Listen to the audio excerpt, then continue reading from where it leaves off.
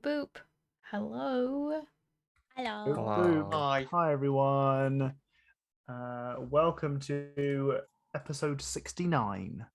Nice. Nice. Nice. Eh? Good job, everyone. We did it. We did it. We got to 69. Nice. What's with the dance? We can It quit here. just comes from my soul, and I have to do it. This was the goal. It was to get to episode 69, and We'll never we've return again. accomplished it. Yeah, we're game over. Last campaign that we ran when we got to episode 69, I don't fully remember what we did, but apparently we tried to do a game where there was absolutely no sex jokes whatsoever, and it was I the think purest. That was the plan. That was the plan. Okay, I don't remember how well it went, but I'm pretty sure that was we'll the plan. we'll see what happens in this session. I think it actually went perfectly. Like we all legitimately made an effort to not even talk about any of the horse erotica or anything that normally came up during our streams somehow. Simpler times. Horse erotica Simpler time. times. Well, thank you, Everyone Evan. has Hi. me Open Firefox. Hope you're feeling okay, Evan. Oh. Hope everything's all right. I forgot the sound alerts too. I knew I was forgetting something. Oh, yeah. Most visited. I only use Firefox for this, so perfect. There we go. Easy. Hi, Ev. I hope you're feeling better, or you're on the up and up. How are you out of 100 right now? Hi, Grace. Hi, everyone. My Twitch crashed earlier, so I missed anything since I posted my hello. Well, that's all right. We're starting now. So, the prompt that we're going to do today is one of Malkavir's prompts. We have edited it slightly just to make it a little bit easier because Malkavir gives really good prompts, but sometimes they're a little bit difficult for like the first couple of minutes of our game. So what we're going to do is we are going to what was the prompt? The prompt is a changeling has infiltrated your party. What would you do or ask to prove who is the imposter? So what we're going to do is for each individual party member, we're going to go around as a group and try and figure out what we would do if there was a doppelganger of that particular person to figure out who was the real one. And we're gonna figure it out as a group. Okay. Do you like Sprouts? So whilst our characters briefly think about that, we will have a little bit of an overview of a summary of what happened last session. Last session, we started with Nerly kind of sobbing in her hands as she realized that she'd almost crushed a full village or full wedding ceremony, turns out, of pixies in the feywild.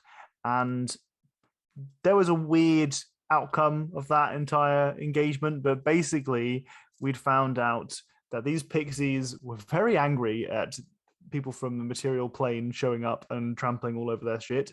They had some bizarre curse laid upon them by the Obsidian Court, some Eladrin nobles of some distant area of the Feywild, but also that they had identified the sigil that was burned into Haiku and into Nugget.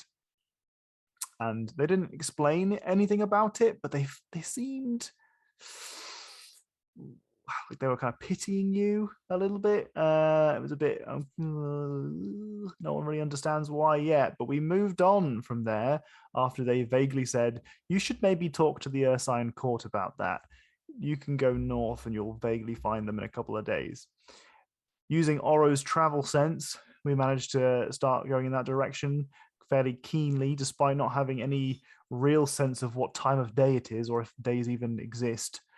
We bumped into an open, I don't want to say field, a clearing in the dense forest where we found one stone obelisk with a bunch of cubes carved into its face. And we played a game of Double Wordle. We played Double Wordle. It was lots of fun. One of the answers, because we were doing 2 games of Wordle at once with the same words that we were entering, one of the Wordle words was fight and the other was gifts. Imagine which party or which of those 2 words our party found first. It was fight. Spoiler alert. Didn't give much guest time there. I'm scooting through our summary thing so we can get to our prompts and start playing. So yes, the other one was gifts, which fortunately was a haiku shouted out midway through our fight after Nerdy encouraged them, and the obelisk shut down, opened up itself, and inside was tons of goodies, lots of lovely goodies. You became a little bit richer, or quite a lot richer, actually. After that, you proceeded north and bumped into a ghost, a spirit, a spectre, some kind of ethereal being who was attached in some form to a stone statue that was defending a tomb of the Crust of Hope, an earth elemental who had turned themselves into a cave in some legend in the distant past to defend the Queen of Fairies at some point. Which, I mean, scribble that bad boy down, Randall. There you go. Legend for you, Crust of Hope. Who just seemed really lonely. They couldn't really interact with their local vicinity or go anywhere because they needed to be able to populate their statue at any given time and fight people. You guys placated him for a little bit, named them Bastion, and then scooted off and we ended our session there. Did I miss anything? I gave them the Arcana Sutra whilst we You were did away. give them the Arcana Sutra, Mhm. yes. That was pretty cool. Did you leave a tiny servant behind to turn the pages? I can't remember. I don't think we Oh. did. I suggested it, and it turned out it was a 3rd level spell. Oh yeah. Yes. Yes. Never mind. That's it. That'll be it. Oh, we feel bad for you, but we don't feel that bad for you. Not bad enough. Okay. Right. So we will do our prompts, then we'll start our session. Our prompt will start off in the top left for me. Sort of the top left for you. It's more like the top right for you. Neroli, Oh. you have been doppelgangered. Our party has experienced a duplication of some kind. There is an imposter Neroli has just waltzed into the group. She's preparing some soap. I don't know, something that Neroli would do. Yeah, that's mhm. And our party stumble across her.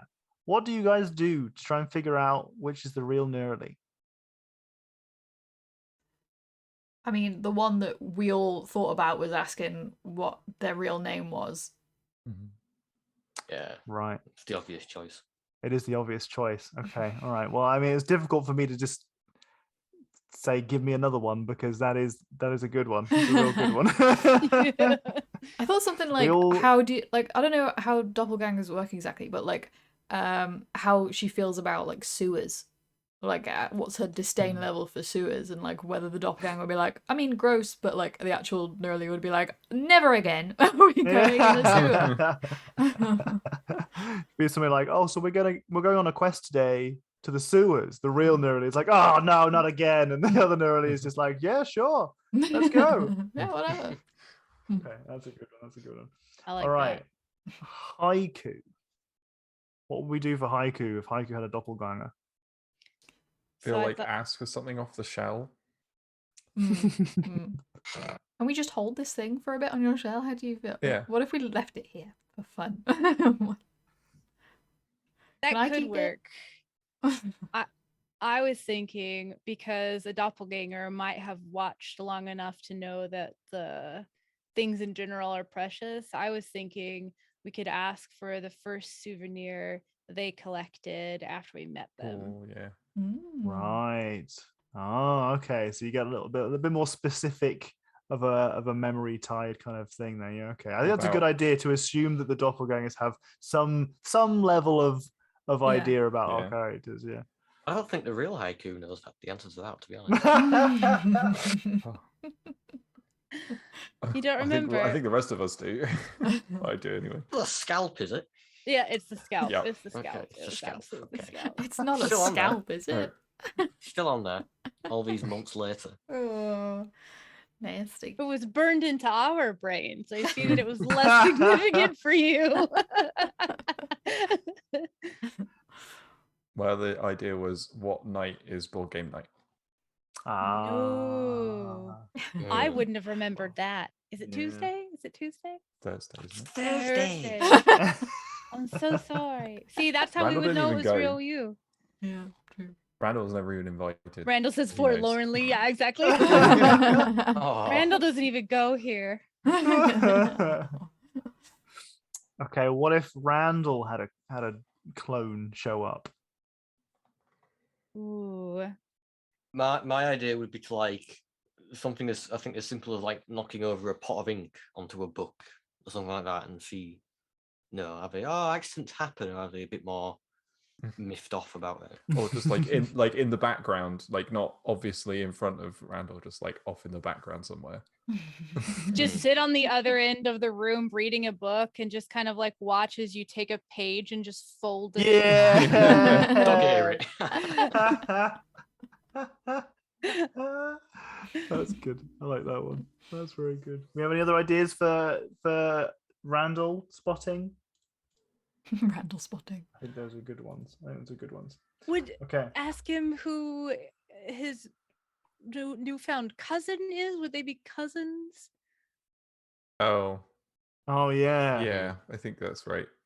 Yeah. To be fair, you could ask who their uncle is, since no one else seems to remember.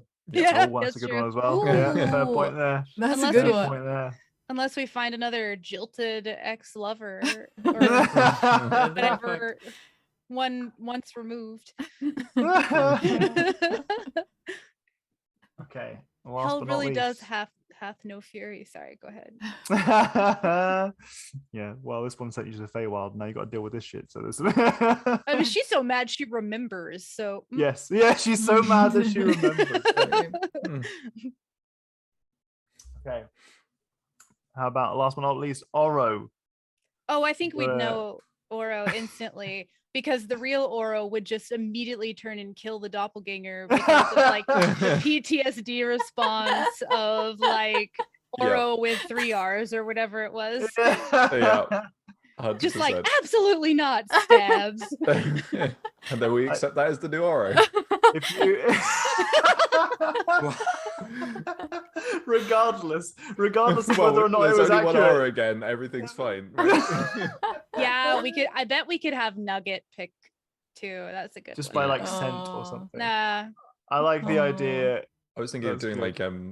like some kind of acrobatics type thing, like give you some knives and Yeah, get yeah. each of them to perform. Just Oh. subtly walk over with wooden knives and just see how disgusted.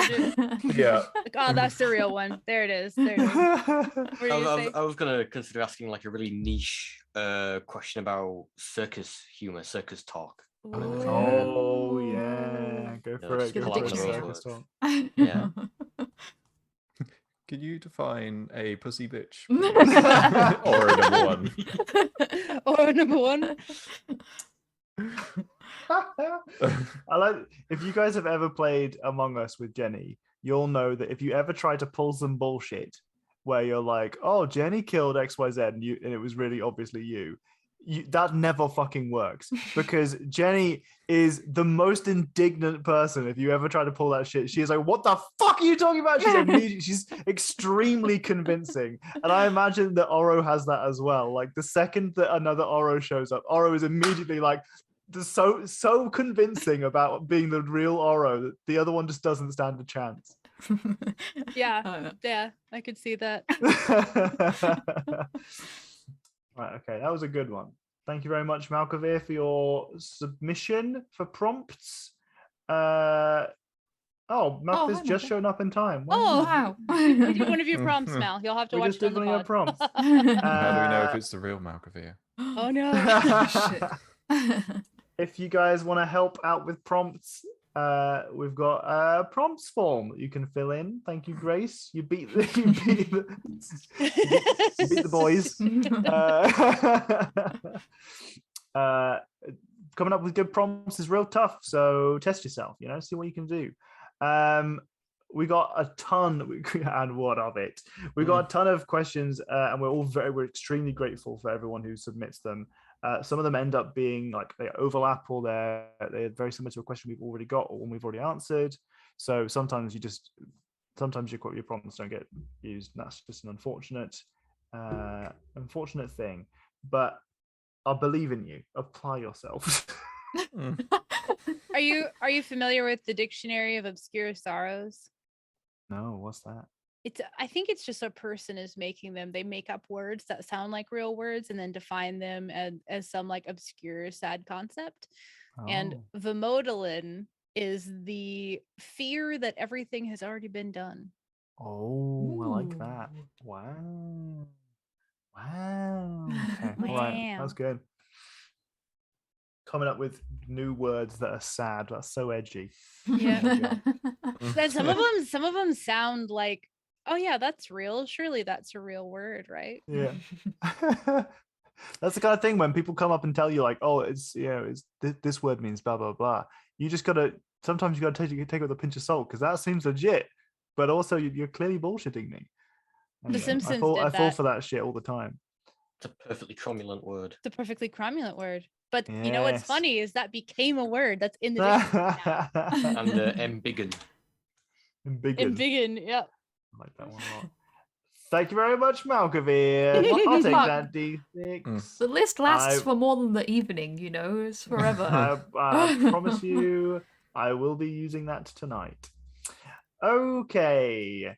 Right. This lasts more than the Turn around, evening. party. Let's walk the other way. Wait, so no, that's what he thought we would do. Our party has just left Bastion in the dirt as they walk away from the book. As you can see, the spirit of Bastion has leant over this fully clad, armored knight, just reading the erotica that you've left behind. You know what's the best about that though is that if somebody else comes along, he can't like close the book really quickly. So they're just gonna walk up and be like, "What you reading?" And he's gonna have like make a decision whether he's like, "Oh, you want to read it too," or like find some way to awkwardly shuffle around and hide it. That's so good. Gotta elect to be like, oh, this guy's definitely gonna come and invade the tomb. Gotta kill them right now. Yeah, gotta kill them right now. You just don't tell them. You gotta don't. If in his situation, you gotta not say that you're protecting the tomb. You gotta direct them towards it so you can then go beat them up. Or just embody the statue and pick up the book really quick and close it. I guess. Okay, you're moving northwards today. Unless you've decided that you want to go somewhere else. Am I correct? You want to go northwards? You're going towards the Ursine Court. And you know that it was about roughly a day's travel from Bushelham. But yeah, it's really difficult to determine days because it seems to be, it's like, it kind of, the way that a day works as you are experiencing now, which is why I'm describing it to you, in the Feywild, is that whilst I've explained to you that it's pretty much dusk all the time, it also does tend to go towards dawn. So you get this change in the sky that is very, very subtle. So in the morning, it's dawn. In the evening, it's throughout the day, it kind of fades from dawn into dusk. You don't get a daytime. And you don't get a nighttime. It's always dawn or dusk. So you can kind of tell when it gets to dusk that is sleepy time. And the only reason that you can do that is because you are shattered. You are absolutely pooped. But whilst in the daytime, you've got it comes to dusk and nighttime, you get like, okay, well, circadian rhythms kicked in. I'm sleepy now. I'm getting prompts. Also, I can't see anything. So you go to bed. In this case, it is just you're fucking shattered. And that's the case. You guys are really, really pooped. Sleepy Time to rest up then, yeah. Is it Time to rest up. is it a safe enough place to put our camp stuff down? Mm. Well, you've pulled up. I mean, you've kind of just left Bastion behind, so you've got the option to kind of rock up to Bastion and chill out with him for a night. Oh. Yeah, feel like can we we might- A even long sleep rest. properly if it's like bright all the time? Not bright, but Light enough. You haven't tried. that's a trap. Circadian rhythm. I don't even know her. Hmm. I feel like if we start to walk away and like the weariness takes over, not takes over, but like it like occurs to us after like all the adrenaline has faded that we're actually like super fucking tired. Yep. I think that like Nerly would just kind of like, actually maybe we should stay here. It like surely he would say something if something bad were going to happen, right? What happens if he talks to us all night and we don't sleep? Oh, he's gonna ask for that humans and houses game, isn't it? It's your own fault. Frick's eggs. Yeah, that's a good point. Okay, maybe we don't do that. I mean, if one of us is gonna be watch on the night anyway, we could just hang out with Bastion when we're doing our watches. Ooh. Yeah. Hmm? Okay. Yeah. That works for me. Yeah. Okay. Okay. Let's go So back. what you pull back up to Bastion? Mm. Oh there, travel. Hey guys, hey! You missed me. Terribly. Also, we've realized we're knackered and we need to rest. What's that? I think it means tired. Oh, sleepy, tired. Yes. Need to go. What's that? Go bed. Go night sleep. What's that? And quiet Oh, no, time. Quiet time. Hush hush. What's that? You've been here so long, you've forgotten what sleep is. I'll remind you is that I was created and never lived. So Do you know that for sure? What if well, I'm somebody pretty just sure. killed you and bound your spirit here? Oh, that would be fucked up. Who would do that? There are a lot of people who would do things like that, it seems. Oh my god. Maybe not a lot, but So you came back for some quiet time? well, one of us has to stay awake while the other one sleep, and we thought that whoever is awake What's at that? the time could right. Sleeping is like we lay down and we close our eyes and then we can't see or hear anything for a while. That sounds like dying. It is a little bit like that. But you wake back up and you feel good. You do a small death? La petit A mort? small one, not a little one. Boom, shh. Episode 69, baby. Yeah, it's kind of like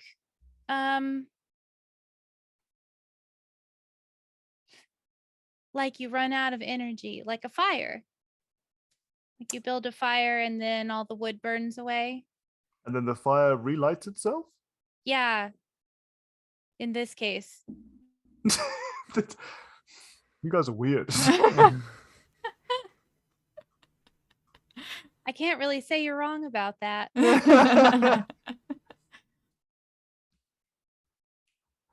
Well, but to be safe. But we get to hang out. Yeah. Yeah. And you'll have Sick. to one-on-one time with everyone because somebody has to stay awake to make sure we're all safe. We're going to play so many board games. So you know what board games are, but you don't know about sleep. I That's question the- the that's the education fire that this thing? creator has. Yes. That's the fire thing. The sleep is the fire Mhm. thing. It's like the fire dies down, but then when we wake Gets up, back it's up like again. somebody puts more wood on the fire and then it Oh. was rekindled. Hmm. So you're like relighting the fire. Mhm. We didn't start the fire. That's a big question that a lot of people have trouble answering. Okay, well, you do your thing where you die a little bit. Temporary treat. die. Yeah. Mm-hmm. And we'll just hang out. Yeah. Okay. So you guys kind of spread out around. So you're on a small path. It doesn't seem like these paths have a huge amount of foot traffic. But are you going to try and... So you've essentially got, on one side of the path, you've got the statue and the entrance of what looks like a tomb. It's kind of buried into the underneath the tree's roots. It's more of an entrance to a small cave. And on the other side, you've got a couple of like smoothish rocks that you think you could probably nestle on, lay down a little bit. There's not a lot of open ground for tents or bedrolls. Where do you want to plonk yourself? Not near the cave. Not near the cave. No. Definitely the stones. That's a good call. Otherwise, it won't be a very long sleep. No. Or it might be a very long sleep. Okay. So you kind of plunk yourself down, bedrolls come out. Maybe you want to prop up a tent against a tree and just kind of have a lean-to sort of situation. Is it temperate here? Yeah, it's temperate. How soft is the grass, or is there no grass here? There's no grass here really to speak of. There are patches of grass, but not enough for you to like properly lay down in, because you're in again quite dense forest here. You could go back to the Wordle Golem. That's got some nice soft Someone grass. accidentally sleep talks and says fight. Wait, no. Oh, When it ticks over to a new day, there'll be a new thing to get. Because the words will change. So, could be, I don't know, house could be one of them. No, there's no house. Or sleep. bad little words. Sit. Stone. Misspelled portal. Portal. Missing the A. Portal. Okay. Yeah. Never know. Could be bombs. I think we should stay on the here. stream where we just list all the words that we know. Yep. Look, there's 20-something thousand of them at least, so let's get going. Oh, really? That's so many words. But I hate to tell you that actually there are 0 5-letter words. They don't exist. Wait. Plenty of 4-letter words, though. Hey, let's go. Episode 69. What? I didn't get that. Fuck. Do you really not? Oh. Shit. Damn. Love. Most of the spells, or lots of Okay. spells. A lot of 4-letter words are bad words. They're bad words. Okay. So who's taking it in turns? So who's going first with the watch? What order are you going in? I'll get it over with first. Get it over with. Yeah. I don't say that out loud. I'll do second. Okay. Sloppy seconds. Episode 69. So we need to get. Do we need to get a Loodle in here? Is that what we're doing this episode? We're doing Loodle. Loodle. We could have done Loodle at the Golem. Yeah, maybe if it was Oh. episode 69. I don't want fan art of that episode. Gonad. I got it. Now what happens? Now what happens? We all know. We get another bag of holding is what happens. Boobs. Just 2 big Oh stone my tits. Nice. This We'll walk away. episode's leaning hard into the episode title. Right. Okay, so we've got Haiku, then Randall, I can go next. I'll go last. then Oro, then Neroli. Okay. So you guys tuck up to bed. It's a very bizarre sensation trying to close your eyes and fall asleep when it doesn't feel like it's nighttime at all. Is it? I'm kidding. Go ahead. For your characters, it is. Yeah, it's just joking. But for it feels weirdly relaxing once you kind of tuck yourselves up and you get comfortable. It's almost like the world is willing you to sleep, but like in a comforting kind of way. It doesn't feel like insidious in any sort of manner. It just kind of feels like the world is going to sleep now, and it's helping you almost. It's kind of gently saying, yeah, sure, go for it, sleep now, it's cool. Haiku is left with Bastion, and do you start up the Humans and Houses game? Yes. Yeah. I have some ideas about that. You've got some ideas. Good, because I was going to say you've had a grave error now, and now I'm going to ask you precisely what the story is. Do you? Oh, I foresaw this. Yeah. Oh my god, I love it. I'm so predictable. So, what kind of story does Haiku run? And you don't have to give me precise details if you don't want, but if you do come up with a compelling story for your Humans and Houses game, I will give you an inspiration point. Do I have the motivation for that? Because I've already got an inspiration point, maybe I'm not motivated enough for it. I don't have an inspiration, so. Never mind. Inspiration. So it's Humans and Houses, right? It's going to have to be a one shot where just one person plays. So Bastion will be playing while our Haiku DMs.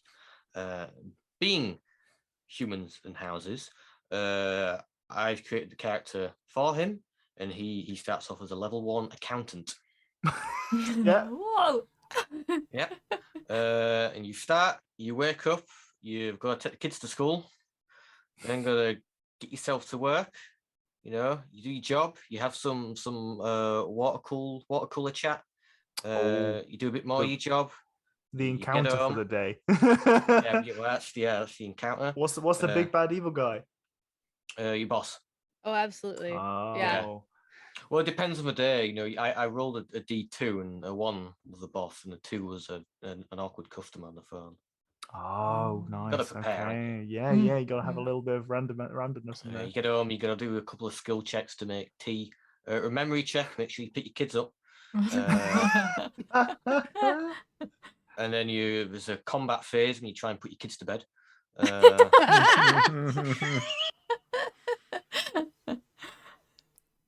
And then you try and settle down with your partner. This is an option I asked beforehand. Bastion wanted a partner. Safety checks. You also safety checks. Safety checks. Yeah. You got to do a session 0. You can tell this Bastion's been a bit lonely this entire time. Something a bit more lewd. So you ran a little bit of a sexy romance scene. Yeah. Episode 69. Where's the role playing is kind of weird sound bite?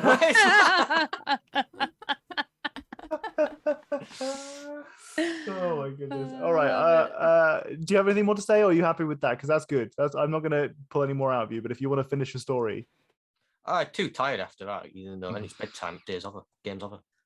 Okay. All right. I want to clarify that it's not sexual. Except you'd be wrong. Hi, Papaya. Can we just stop and really appreciate that? I would like to just for the. Let's I'm not going to give pull any more out of you. Like that's how you had to phrase it. Okay, well, I mean, I just want to first give a round of applause to Jack for coming up with that. Yeah. Whole little Humans and Houses one-shot story. Very good. You get a DM inspiration. And 8 months later, I still haven't done anything for that Call of Cthulhu one.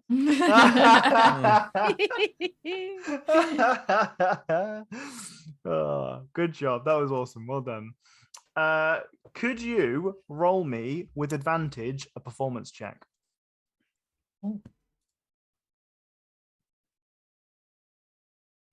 Ooh. Bastion is enthralled by your story. Thinks that your storytelling is impeccable. You set the atmosphere beautifully, and somehow you managed to, even without preparing, sort out some kind of background music that is playing at the same time. I do which reminds me. Artificers do have an ability to make objects emit sounds and stuff. Oh, well, that's how you Not manage that it. I've then. used it yet, but Well, we'll say that you did for this. Get the xylophone out. Get the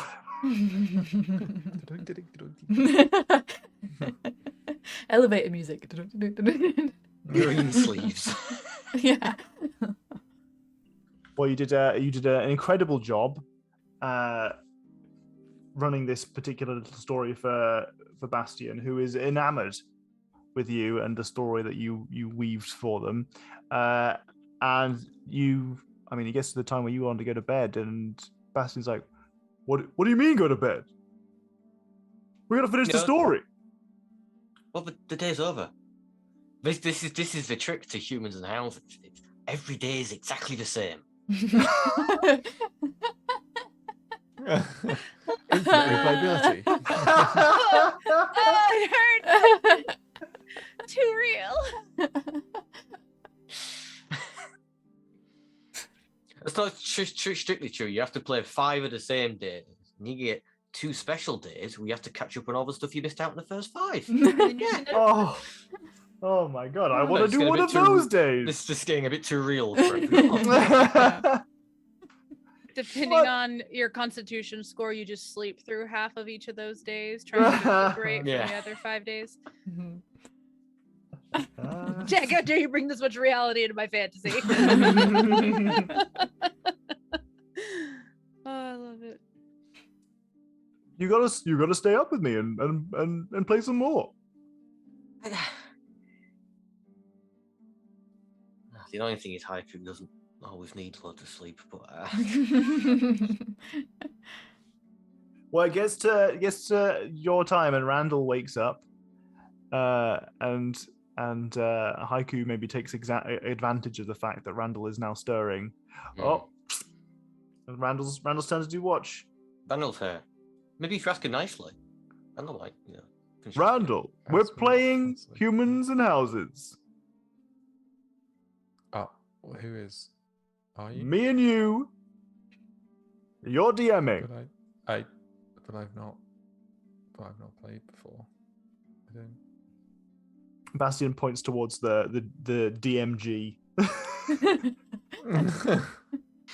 Haiku was previously using. Okay. Sure. I give Randall a pat on the back as I walk away. Let's go. Okay. Sure. What did you do last game? Well, last game I had this incredible encounter with my kids. Turns out I'm an amazing dad, and I told them how to fight really well. It was touch and go for a minute there, but then my character, I was just out of hit points. I just had to go to bed. But seems like coming up, there's a fight with the big bad evil guy, my boss at my accountancy firm. Right. And I want to see how that pans out. I think I set a really good precedent with the HR manager during the water cooler talk. Did you post some good numbers this quarter? I mean, I think my numbers took a little bit of a hit. They could have been better, but we'll see how it goes when you run the game for me. Let's go. Okay. Listen, if you could sneak in a little bit of, I'm not talking about too much, but like a little bit of adult content, I'm just saying that would go well with the setting so far. Okay, well, I'll try. Do you want to try and weave me a tale, sure. Randall? Yep. What happens in this episode of Humans and Houses? This episode is titled Grocery Shopping. Where you have to go through the normal day with getting the kids up, getting them to school. You have to get through all of that stuff. You got to remember to pick them up afterwards, but you don't go straight home. No. Tonight you have to go shopping to buy food. Uh-huh. And now you are left at the front entrance of this store. There are many other parents like you, usually pushing 4-wheeled trolleys around, trying to dodge each other, trying to get through this chore as quickly as possible. without losing too many children.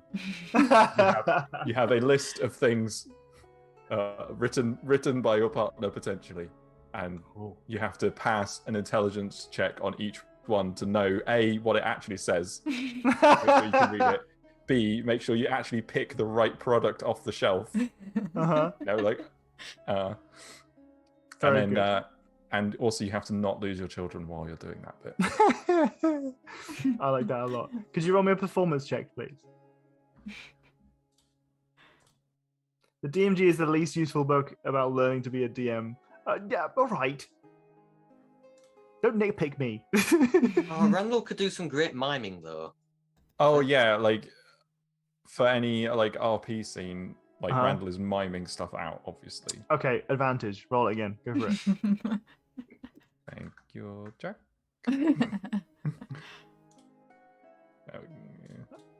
I mean, with a -1, you're doing all right. You're doing all right. Okay.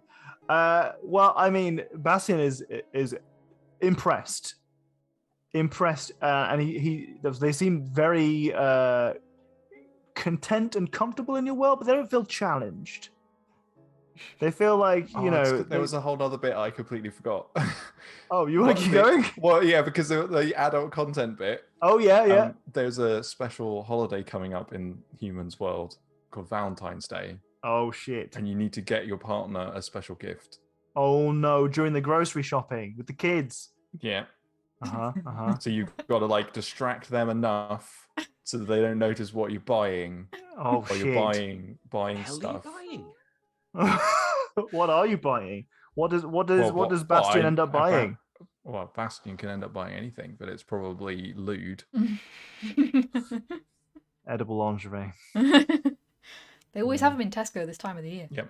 Right as you walk in. As soon as Christmas finishes. Yeah, right on the shelves.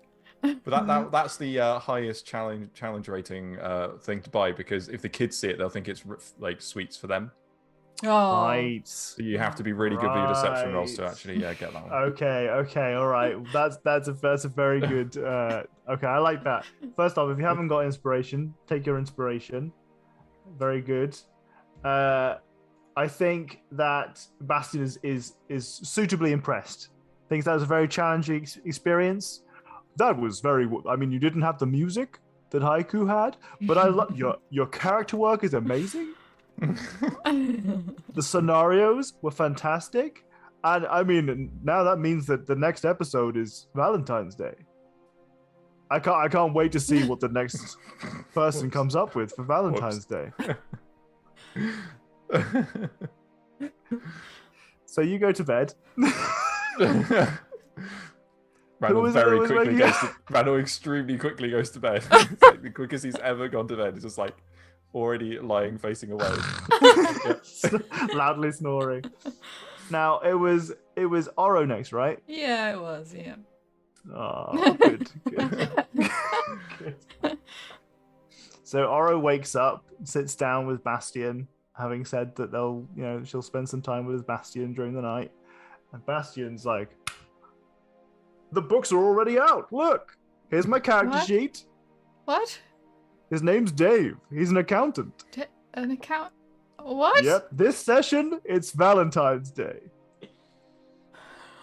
She just mutters under her breath, "Randall."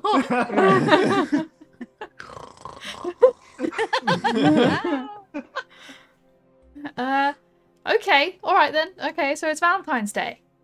Yeah. You have to roll a dice to see whether you drop the kids off at daycare and they're there till 4, or you give them to your in-laws and they're there for the whole day and night. Oh, right. Okay. He's gonna roll.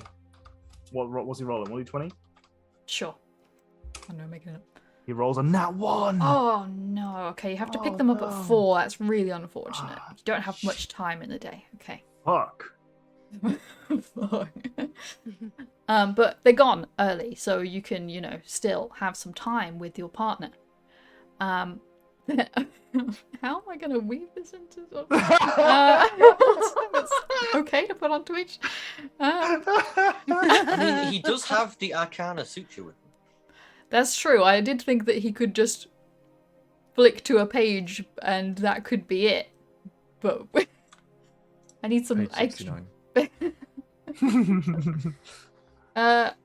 Okay, you have some choices. You can either go for a nice romantic breakfast with your partner, or you could go for a nice little outing to like the zoo or like part of the beach or park or something nice like that, or you could just spend the whole day in bed. Oh, I've never been to the zoo. Do you know what a zoo is? No, I don't know what a zoo is, so I want Oh. to know what a zoo is. You know animals? I've seen them around, yeah. Okay, it's them, a lot of them, in an enclosed environment, and humans go, well, other people go look at them. I love that. Yeah. So me and my partner, her name's Daisy. We're going to go look at animals. Yeah, you go and look at animals, yeah. Okay, so how does it go? How does it go? Tell me about the zoo. So the zoo, actually, turns out the zoo has disappeared for the day. What the fuck? And it's just a massive bed for you and your partner. Oh my god, the best day has happened. Oro starts to realize that she's like, oh no, I don't know, just make it a bedroom. Okay, all right. Do you want to roll a performance check to see how well your DMing goes for Bastion? 25. I like to think that Oro just like fumbled her whole way through it. That's But a +10 to perception. What's your oh, performance? perception? Whoops, my bad, sorry. Performance is 9, so it would have been one Okay. less than that. Still 24. Are there any like particular skills that Oro has that like helps to elevate it? So we've got Haiku playing music out of like a hip speaker or something. We've got the miming from Randall. I mean, Oro's written a lot of lewd books in her time. Yes, I there think you go. that That's is what we're perfect. going to hear. That's But I didn't want to role perfect. play that. No, I'm not gonna make you role play it. I just think that's I don't think enough. you can roleplay that No, on Twitch. She like gets out one of the books and starts like reading an excerpt from it and just like I love it. doing that type of That's stuff. perfect. That's perfect. Okay, he is precisely as riled up as you want. You got him in the zone. Oh no! All right, you got him just a little bit riled up, and you know he's crazy for it. He wants some more, but it's Neridy's turn to stay alert. More humans and houses. Yeah. Oro suddenly regrets Precisely her choices from it. Okay, and she also rushes to bed and goes under the covers. Nerdy wakes up sleepy from a dream where she was warned in advance by her benefactor that she was going to have to DM a game of humans and houses. But that's all that they said, so like she doesn't even know what that is. Like, Yep.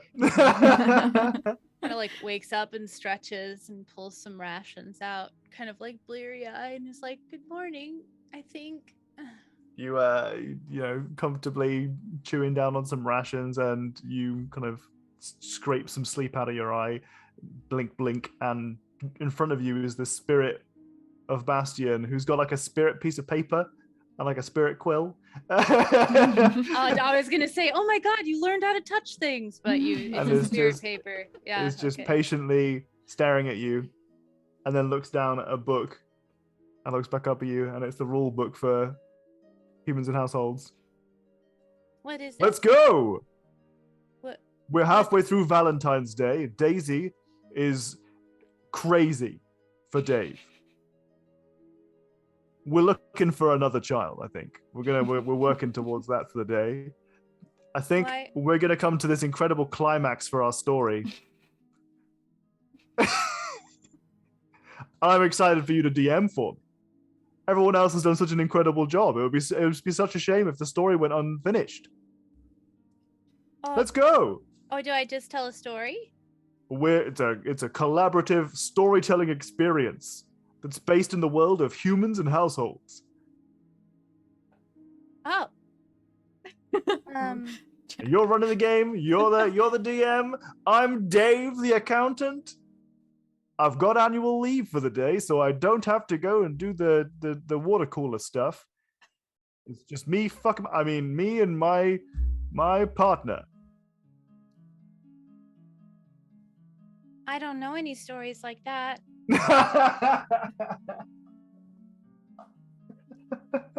Oro kicks one of her books like at the back towards them, just in case that she wants that. But I can tell you a different story. I'm all ears. So Neurali begins to tell the story of how Selune came to be.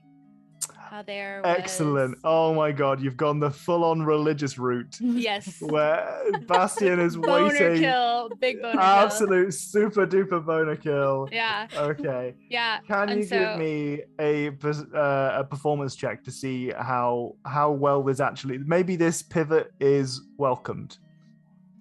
Can I... Because he talks about wanting another child. Sure. For his character, yeah. Yes. Yeah. So if I tell you a little bit about the actual lore, can I have advantage? Because it does involve the creation of children. Yeah, go on. Okay. So out of the nothingness, Selene formed, and another dark entity we don't talk about. And they were ever in constant opposition. Of course, Selene is the only true deity, but this other entity is quite powerful. And through their conflict, and during a battle, Selene tore out a bit of her own divine essence so that the darkness wouldn't overcome the entirety of creation. And when she hurled it at the other entity, a child was born named Mistra. Wow. Roll your dice at advantage. Yeah. Are you making Katie roll for boner kill? Yep. Boner kill check. Performance, right? Mm-hmm. Oh. I killed it. All right. Proper killed. Absolutely killed. So you killed it so hard that it's episode 70 now.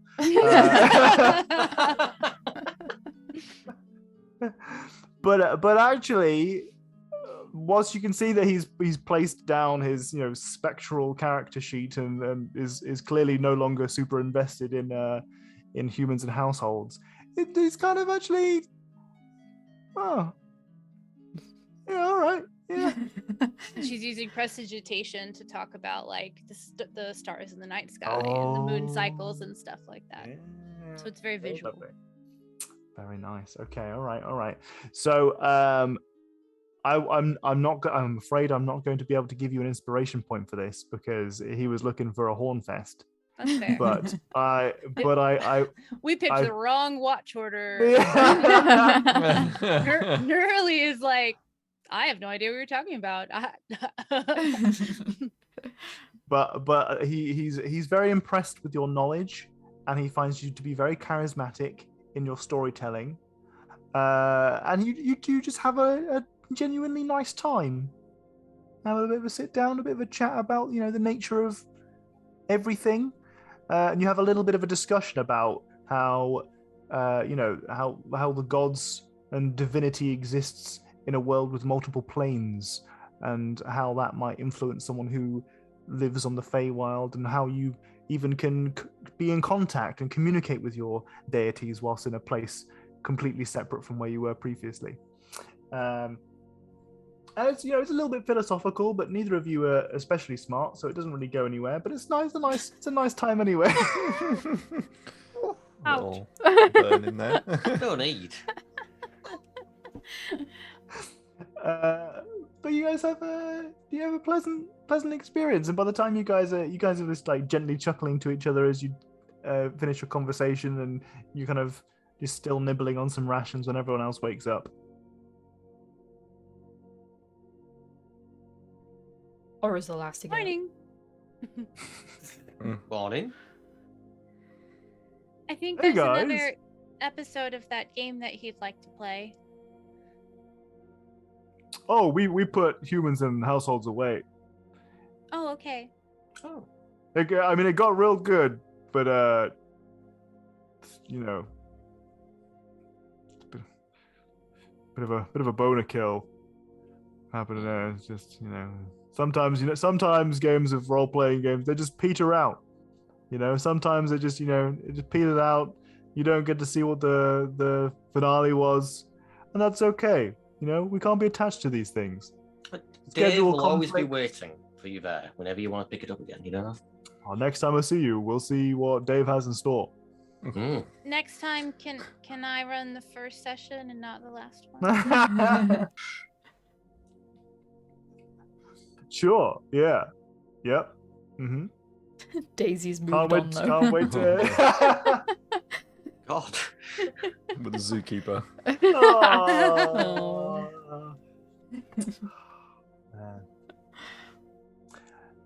Right.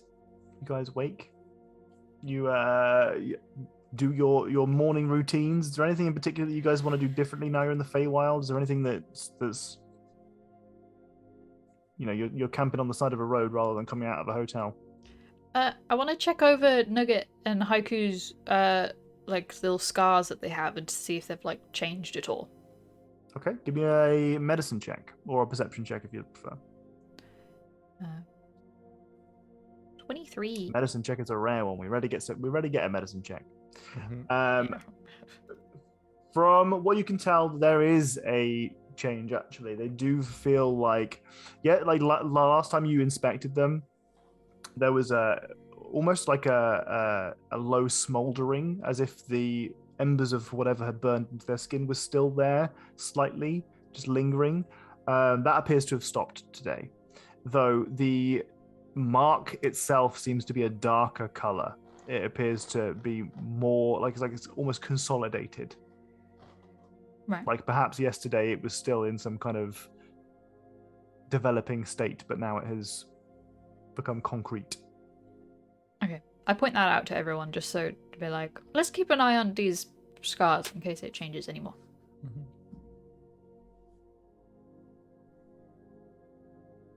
I'm gonna forage for food. Okay. Are you doing that on your own? Mm-hmm. Won't go too Great. far. Let's roll a survival check, shall we? Mm-hmm. Great. I'm gonna guidance myself. Okay. Yeah. Ooh. Oof. Do you 7. have an Okay. inspiration point? I don't think I do. Whilst you are foraging, you find a couple of nuts and berries that look like actually you're fairly confident that they're edible, though they look very similar to things you might have found on the material plane. There is something slightly off about them. It's more that this red berry in particular that you found is more red. It's very vibrant, and it looks almost like it's about to burst, just in its succulence. And as you start to try to find your way back to the camp, you are distracted by the sound of a trickling stream. Ooh. Pleasant. Possibly. You want to go investigate? Yeah, because I don't remember passing over water. No. So you have a bit of a poke around, and you find this stream is quite broad. The blues of the water are extremely bright and light, and it is kind of a very slow running river, but it is covered almost entirely in lily pads. You have these wonderfully bright flowers that are blossoming on either side of the river, and at the water's edge near you, you hear it as a fronts. you said frog prints, and my brain changed frog into fronts. As a little a frog lifts its head out of the water. It is probably about 5 foot across. The frog is? The frog head is that large, yeah. How tall is it? Like really flat? It is still in the water. Oh Oh, you're really big for a frog.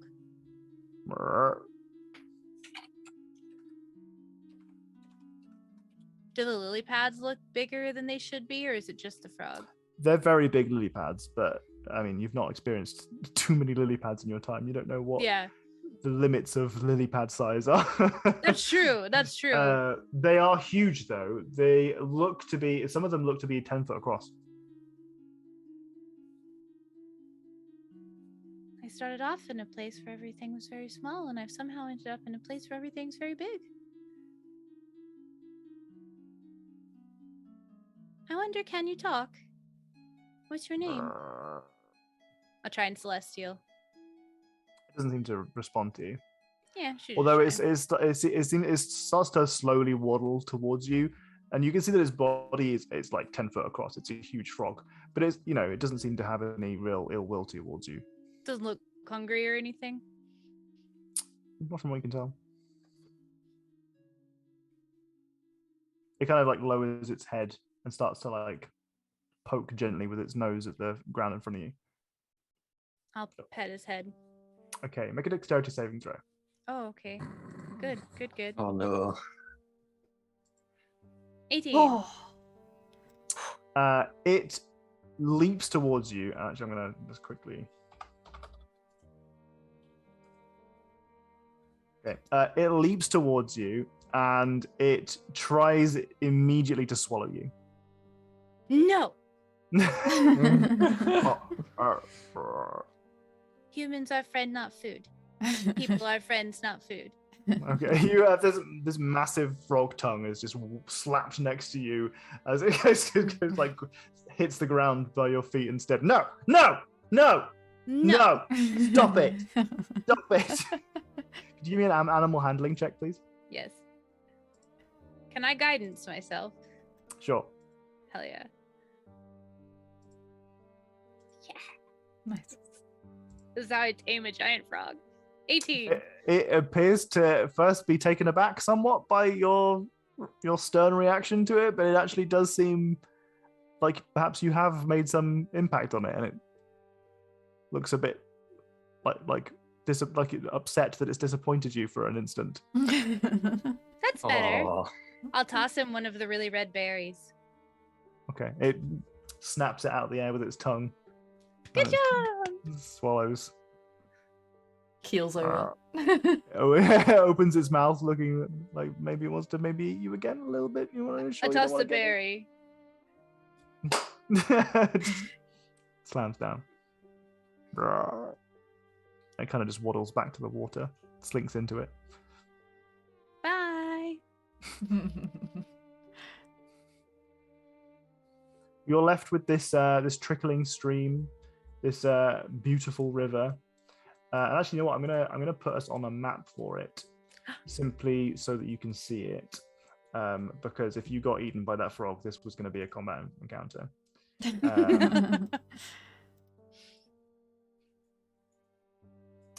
This map was made by It's Party of beautiful. 2.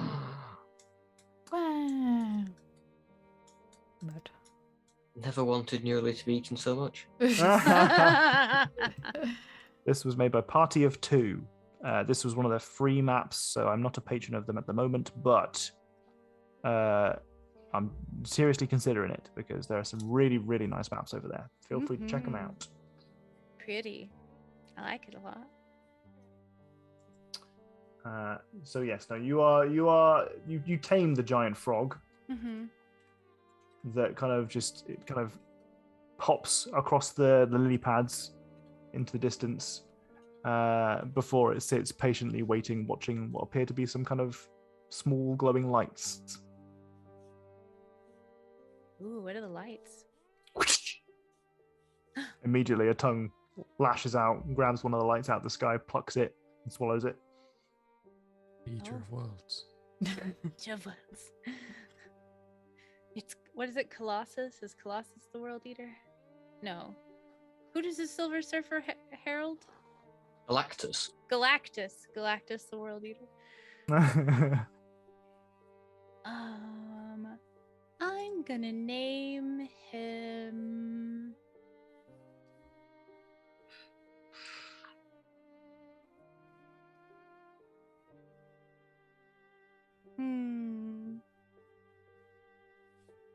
Arlen. Arlen? Mm-hmm. That's a nice name. Do you have a background for Arlen? He kind of reminds me of somebody from the Enclave. They were kind of they were like upbeat and kind of would skip places. Right. They led the music in devotions. Sure. And so it kind of reminded her of like the hopping kind of reminded her of that for a moment. Okay. Well, this otherwise tame giant frog hops off into the distance. Does seem to have a bit of a pep in its step as it goes off and hungrily snaps up some of these the bugs you can see hovering around this small river. You don't feel like where you are currently is any is especially dangerous, but you do feel a little bit lost. It like just occurs to her. Yeah. Oh.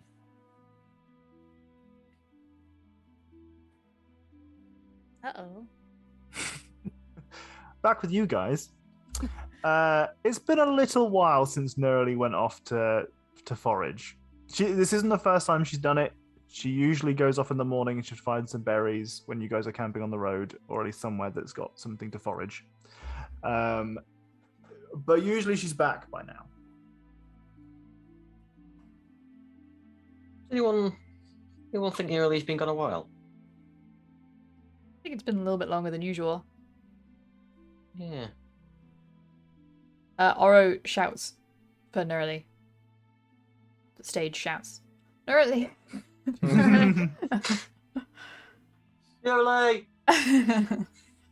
Can you roll me a perception check with disadvantage, please, Nerly? I don't even need to roll a disadvantage with my perception. Can you fail a perception? Oh, that's okay. I do have a +6. That's not bad. Oh my god. Wow. You can't make these guys fail checks. Usually I do. Points at the 4 survival. Oh. Hello. Sure enough, you do hear some shouting. Although it doesn't seem to be coming from the direction that you entered the scene on. Oh. But I thought I'm over here. You guys can hear Nerly. She's shouting. She doesn't sound like she's in danger. I found a pretty pond, lake, river. Oh. It's definitely a stream. Just kidding. Everything's just so big. We should go and find her. Maybe it's one. I don't think we should go on our own. No, we should send one person. Let's all get lost. Going in one by one. Well, I would usually give a request a survival check for this, but you do have a ranger on your team, and an auditory stimulus in the background as there's Nerly shouting for you guys to come towards her. Come meet my friend Arlen. Yeah, you guys actually arrive on the scene. You guys arrive on the opposite side of the stream. Oh. How the fuck did you get over there? Well, I thought that I just came from. It's like 100 foot across, by the way. Like it's pretty far. How the fuck did you get over there? Yeah. I started on this side. I thought you were on this side. Oh. And does it just keep going in like both directions? Yes. Maybe it like meandered. It could have like meandered. We could be on like the same side, but not think we are. Yeah. I think. Does that work? Oro doesn't know what meander means. She just agrees. I made a friend, and I point at Arlen. You guys see that Nerly points towards this colossal frog. that is, fortunately for you, quite far away. It's the other side of the river, down these huge lily pads you see in front of this massive stream.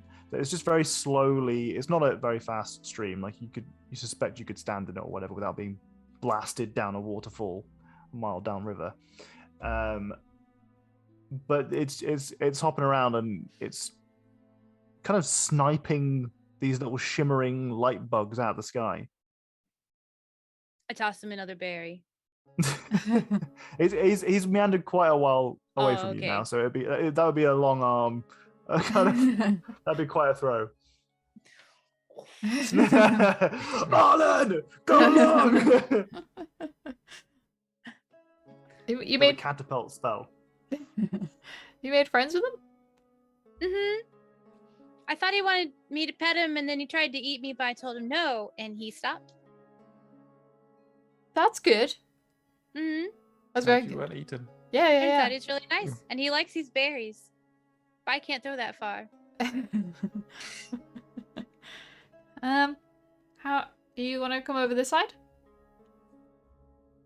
Can you walk in that water, or is it too deep? I'm not quite an avatar of a god yet. No. I don't know how deep it is. He's pretty big. It's probably pretty deep. But do you know what that stuff is? Maybe I could walk on that. Is that like a land in the middle? The lily go... pad? I don't know. Yeah. She's pointing at the lily pads. I'll go to a part where they're like close to the edge and see if it'll like carry my weight. I mean, these are some hefty plants. They do seem like they could probably carry a bit of weight, especially because you're quite light. Yeah. Kind of do the like hike up the robes and the cloak, and kind of like after figuring out that I could probably step on it, just kind of like do it and see what happens. just give it the old college try. Just walk on it, see what happens. Yeah, okay, yeah. Well, seems to be holding your weight. Make my way across. Okay. So you have maybe 80 feet between you and your party. And if you're tactical about where you stand, you're fairly certain that you can make it all the way across on lily pads. Yeah. And for the first... Oh, you want to go? Oh, I want to, like, while Neridi's crossing, just, like, go to Oracle, like, you should just get Nugget ready, just in case. Yeah, I was thinking this. Nugget, get ready to maybe get Nerly, maybe. As you're strolling across, you get to maybe 20 foot, 30 foot on these lily pads alone. And you're like impressed with how sturdy they are until there's a slight misstep that you make that is like you kind of think that the lily pads are overlapping, but actually there's like a tiny little gap between where all the lily pads come together, and you very nearly put your foot in, but not. Whew. Nugget. Thank goodness. And you just kind of, Nugget's on the edge, just like ready to go. And you're like, whoa. And you pause for a second to stop yourself from falling into slipping into this gap. And I'd like you to make a dexterity saving throw. Okay. There it is. Okay. The lily pad underneath you envelops you as it closes on top of you forcefully. You see nothing but darkness, but you are going to take some damage. It is a carnivorous lily pad. Who knew?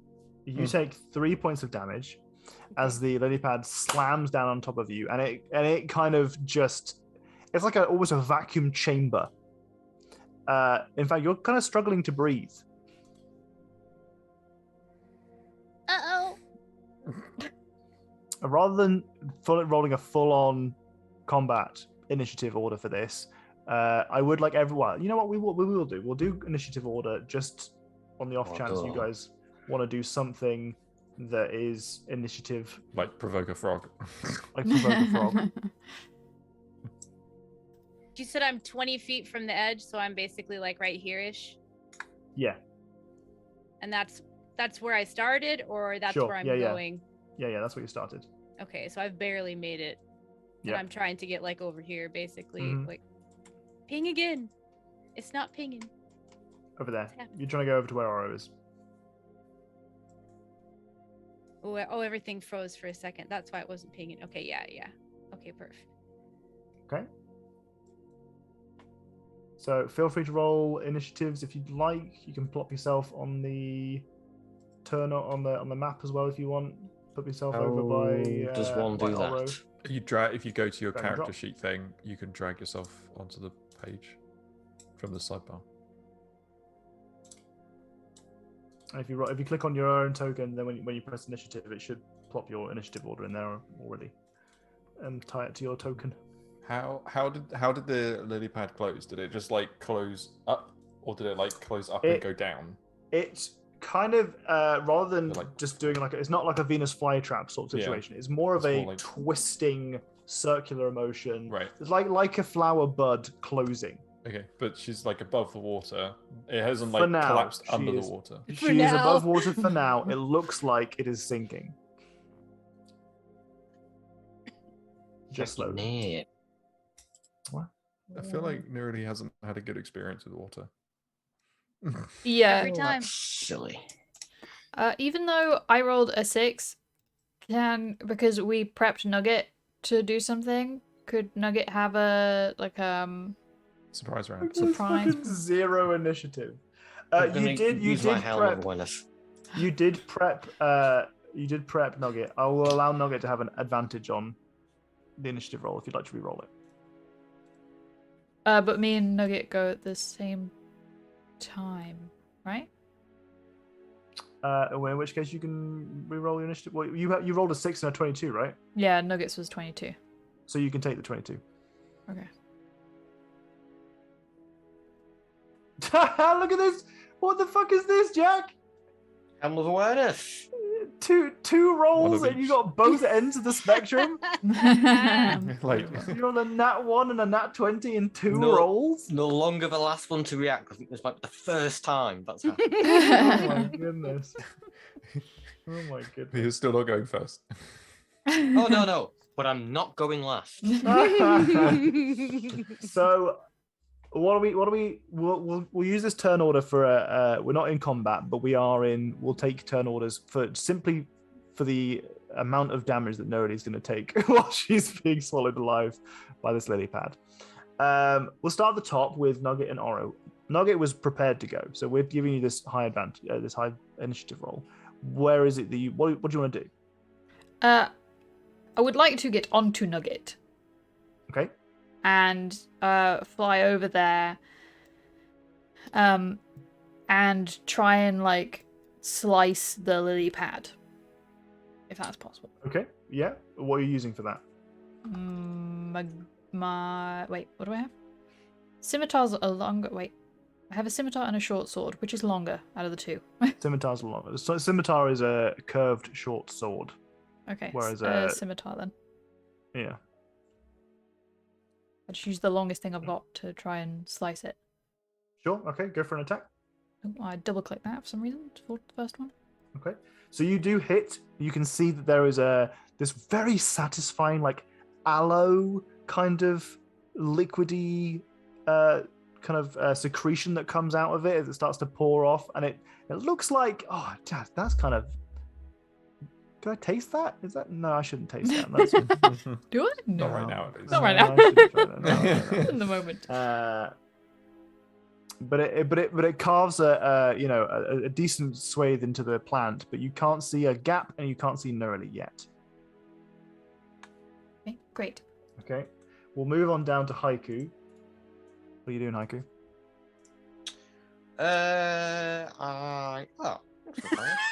It was just for Randall. Who is just for Randall? No, let me see that goop. Flashbacks. So turtles can't. Well, they're not natural swimmers, but they can hold their breath for a long time. Oh, I'm thinking I'm just gonna walk up to it. Just across the lily pads or underneath? I don't think the lily pads are gonna support me. You're gonna go underneath. You're just gonna walk into the water and just see Walk what's into down the there. water. Yeah. All right. Okay. As you do so, you take the first couple steps onto the water, and there is a quite severe, shocking drop as you plummet. to the riverbed. You kind of, it's very difficult to estimate different distance underwater, but your best guess, if you were to try and to take briefly into account just how far you've fallen, would be, you think, about 20 foot deep. Shit. All right. Number of party members now in trouble. It's quite a steep incline that you've just tumbled down, but not enough for you to have taken any damage, simply because you're underwater, and that's slowing your fall. It gives you a bit of, plus, again, turtles might not be swimmers naturally, but you've spent enough time underwater for this to be like, oh shit, okay, yeah, no, you can kind of control your fall as you fall into the water. Did you say anything, or did you just step off into the void? Because it could have looked like you were trying to step on the lily pad and just missed. I'm going to keep walking as far as I can. I don't know how far that would be. All right. Well, you've fallen 20 foot, but that was really kind of a 5 foot step that you just took. Yeah. Falling doesn't count as movement. But I'll take that as movement, simply because the amount of time that it took. All movement underwater is going to be at half speed anyway. So what you're saying is I can't move any further. Yeah, you're pretty much there. Thanks, Tom. Oh, we're there. Could I run or whatever it's called? Dash. You could dash action. Dash. Yeah. That's Yes, the if you'd one. like to do that. Yeah. Mm-hmm. It's half speed, so I can dash 15 feet. Yeah. Oh, there's no snapping on this, is there? About 15? Turtles might be natural swimmers, but they're not natural floaters. Okay. Okie dokie. Right. I wonder what casting a lightning spell now would do. Yeah. That's Try. Yeah, well Try. done. Number of party members in trouble. Try.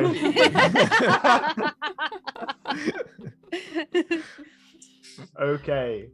Neurali, could you make a Constitution saving throw, please? Oh, constant. Yeah, sure. Do I get a turn too? You'll have one action that you can do. Yeah. Can I have a bonus action? Whoa. Ooh, natural Ooh. 20. Okay. You take 11 points. No, sorry, not 11. 5 points of damage. I didn't half it for your success. I meant to. Okay.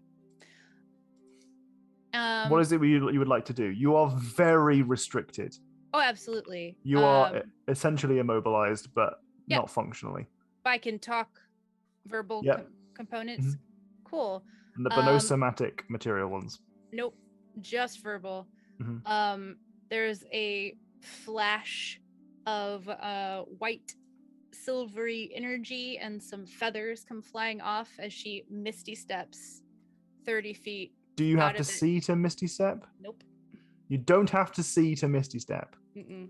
Misty Step be bonkers, bro. Briefly surrounded by silvery mist, you teleport up to 30 feet to an... Oh, you do have to be able to see it. Yeah, I figured that was the difference between that and Dimension Door.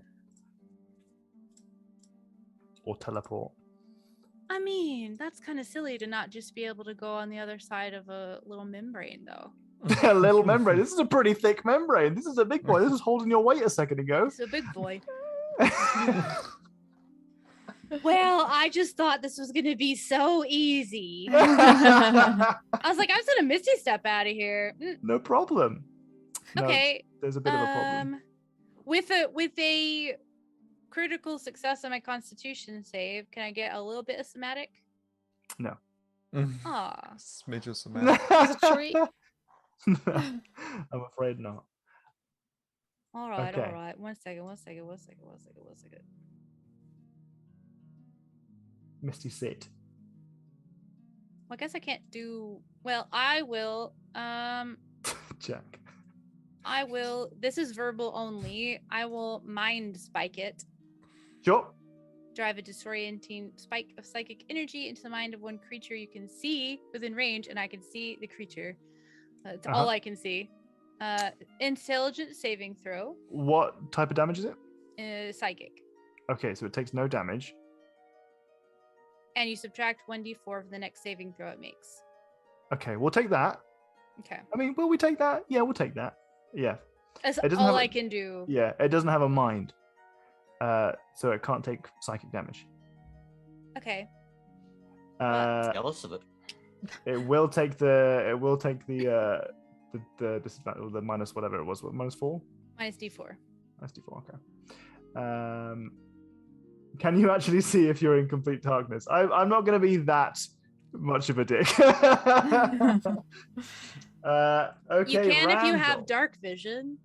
Oh, Randall, what are you gonna do? It's like, so Randall has just watched Haiku fall into the water. Just plummet. Yeah. Did Like, it look? Haiku. It looked purposeful though, right? Everything Haiku does looks perfect. Yeah, exactly. Okay, Like, so it didn't look. feel like So, Haiku literally fall just isn't did, the like- word. Fall isn't the word. It's.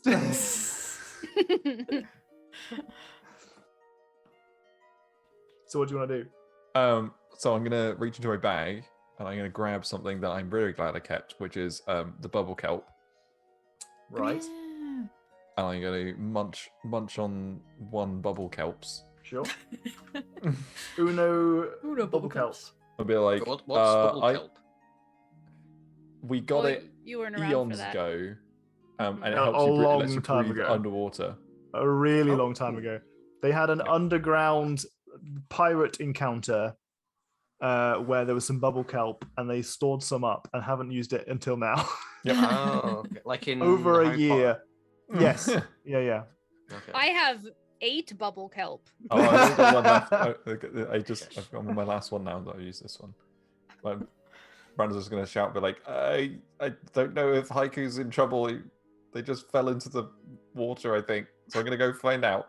Like, I'll be back. Okay. And then I'm going to step into the water. Sure. Okay. Well, the cool stream Actually, envelops wait. you. No, I'm as going to you- put my bag on the side with all Sure. of my Mhm. book stuff. Mhm. And then, oh, wait, hang on. Oh, no, there's a big problem here. Well, because I've got my special book. Your special book. What's Mhm. special about this book, Docs? Well, I don't know if I can get it wet. And I don't want to leave it on the side. Oh. Okay, you're going to lose your turn because you're going to be spending too much time. I thinking about think this. Randall like went to step in and then was like, wait a minute. Special book. Special book. If you'd like, you could do an Arcana check or something to see if you suspect that it would survive I'd like, yeah, try and like determine if. that. A number of party members now in trouble. 3. Once again, it's just Oro having to try to. It's on Nugget. Like, oh shit. Do I get advantage because it's my own book? I have a special connection with this book, specifically this book. I'm going to say no because you are new to Arcana. Oh. You are I'm new not to new to magic. books. You don't want to risk it. No, I don't. Want to risk it. Are you? You know, I say. I was going to ask if you're proficient, but there is a 0 on that, so I'm Yeah, feeling you're no. probably not. Okay. Yeah, I mean, there's not a single part of you wants to risk that. Nope. So I think that means Randall's just going to be like hesitating on the edge. Sure. Okay. I'm glad that we agree on that. I think that's in character. All right, Nugget and Oro. Okay, Oro shouts. Wait, what? I thought you were gonna go look at Haiku. It's complicated. It's the book, isn't it? It's the fucking special book. Wait if I can get it wet. Okay. I'm gonna just try and scimitar it again. On the Sure. same spot. Mhm. 17. Do I get Okay, sneak that's- attack? Because there's a I am adjacent to You it. are adjacent. What? No, What? no, not in this But instance. I'm, no. I'm on Nugget, which is adjacent. You are because on we're Nugget, safe. but Nugget counts as a mount whilst you're on Nugget. If But they you were exist. off Nugget, They exist. Neurally's right there. Yeah. Neurally's in there. How more adjacent do you want? Yeah. Neurally has full cover whilst she's in there. That's something. There you go. That's nice. But you do 9 points of slashing damage with your magical scimitar, which is worth noting. as you cut deep into it, and more this stupid aloe pouring out of it. Oh, it looks so enticing. It's one of those forbidden foods. You're like, damn it, I just want to eat Randall this. made it look so tasty, don't Hello, Vera. Hello. You can see that you've made the hole that you attacked previously. First off, congratulations on being so precise whilst you're flying on the back of a giant bat. But you have successfully managed to make a much deeper hole in this lily pad. However, you notice that it's starting to sink. Great. Good. Aura says that out loud. Great. Good. Is it obvious? Is it obvious where Nurly is within it? I mean, you can make an estimate at it being quite a central location because it, kind of folded up like this. But no, it's not very clear. Okay, so there's no like spot where it'd be easy for Nugget to like bite it to see. Correct. If that would... Yeah, there's no obvious spot. No. Okay. I shout to Randall really quick. Randall, do you want to be on the other side of this river to do stuff? Do you want Nugget? No, I'm okay. Okay. Alright, that's it. I'm done. Party members in trouble. 3. Party members about to be in big trouble. 1. Okay. Haiku. But is that one person Randall because he's not doing things that Aura wants to do, or is that one Nurly because she's going to drown? That's the question. I'm kidding. I think Haiku would have a pretty good sense of where they are in relation to the plant. Give me a perception check. Well, if it's starting to sink how as clear is the well. water? Yeah, it's starting to sink. I mean, I'm not going to make the DC especially high, but you're going to have to roll. That's, Yeah, no, you can tell where Nurly is, mostly because of the absence of coverage. You can see light is coming through the water. Underneath you now, as you're kind of looking around the riverbed, it is very uneven terrain. There's lots of kind of jutting roots as well as large stones down here. In fact, you can actually see 1 or 2 small skeletons that have been kind of bundled up down here that look like they're humanoid in nature. Don't bother me then. And as you look down kind of to your left as you're moving towards Nurly, you can see the frog is swimming in your direction. It is no longer on the lily pad. It has come down under the water. The frog's realm now. And it's not hopping, it's swimming. All right. The frog's only like 10 foot big, right? Haiku's a big turtle. Don't think the frog's going to be an issue. You're not as big as this frog. It's only 10 foot big. But like relatively speaking, Sure. it's not like if I were to eat some kind of mouse, for example. I imagine for the frog with the soft insides, trying to swallow a creature like Haiku would be like trying to swallow a pine cone because of all the accoutrement, right? Like It's a defense mechanism. Very, very uncomfortable, but still maybe some food down there somewhere, something tasty, maybe a soft inside, cracking a pistachio. The fuck? Kids call people pistachios. As you're looking around the riverbed, Yes, you actually do see a giant turtle shell. Oh shit! So the plants, are they connected to the bottom?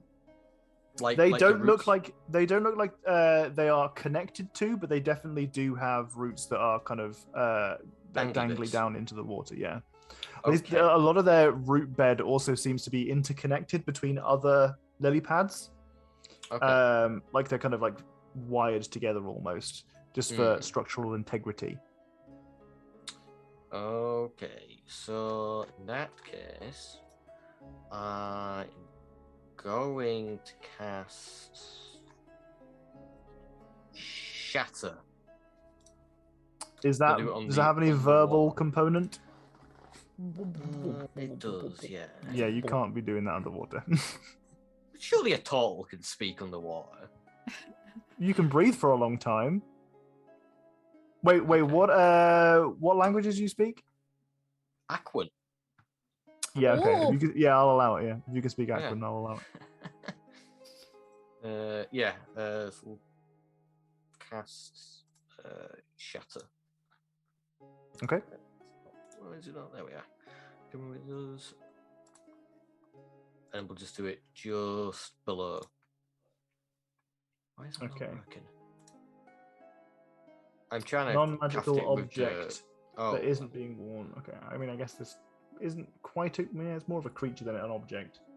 Each creature within a 10-foot radius sphere. I was just reading the extra. Oh, part of okay. this. I see. It fails. As it takes. I like to imagine that from underground you kind of just. How does this spell go off from under the water?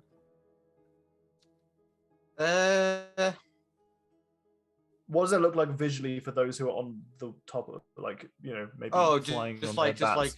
a big bubble, and it spreads out. Haiku, now's not the time. That's disgusting. That's disgusting. Just a ripple, but I'd like to think it's like stupidly loud underneath the water. Because sound travels. Can very I? well So what I Yeah. imagine is that you've like something part of your like glove, your kind of hand mechanism turns into this kind of sonic cannon that just shoots this huge bubble that just ripples all its way through the water, erupts from the surface, and just pops really loudly. Yeah. In so doing, if you speak underwater, you are voluntarily giving up some of the breath you are holding. I think that's fair. You can hold your breath for a long ass time though, right? It's like an hour. Yeah, I feel like that's probably not going to become functionally important anytime soon. In so doing, so is this a creature takes thunder half as much? Okay. Is that going to include Neurali? Well, I would carefully position it such that If you're hitting the plant, you're hitting Neurali. I thought he was hitting the roots. Yeah, I was hitting the roots. That says to me I can detonate it anywhere, so I'm gonna detonate it. Yeah. It's what is it? A 10-foot radius sphere, so it will go off 11 feet away from Neurali.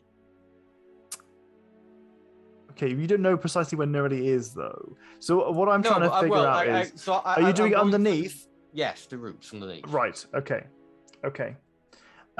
Sure. All right. And that does 16 points of damage, thunder damage. It's half of that if it's yeah, No, fully it failed. Yeah. Okay, it did fail. Yeah. Okay.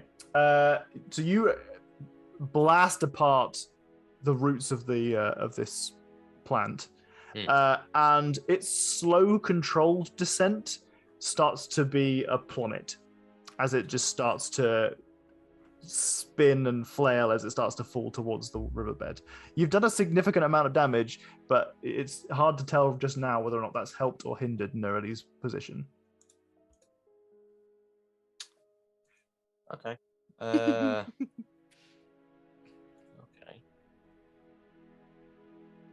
I'm gonna continue to move towards it then. As my last bit of my time. Yeah, sure. So like I'm practically underneath it. Practically underneath it. All right. Okay. Fantastic. Neurali, could you make a Constitution saving throw, please? Yeah. Okay, so you take half of the thunder damage from Shatter. I'm kidding. You do take half of the damage from being swallowed. 6 points of damage.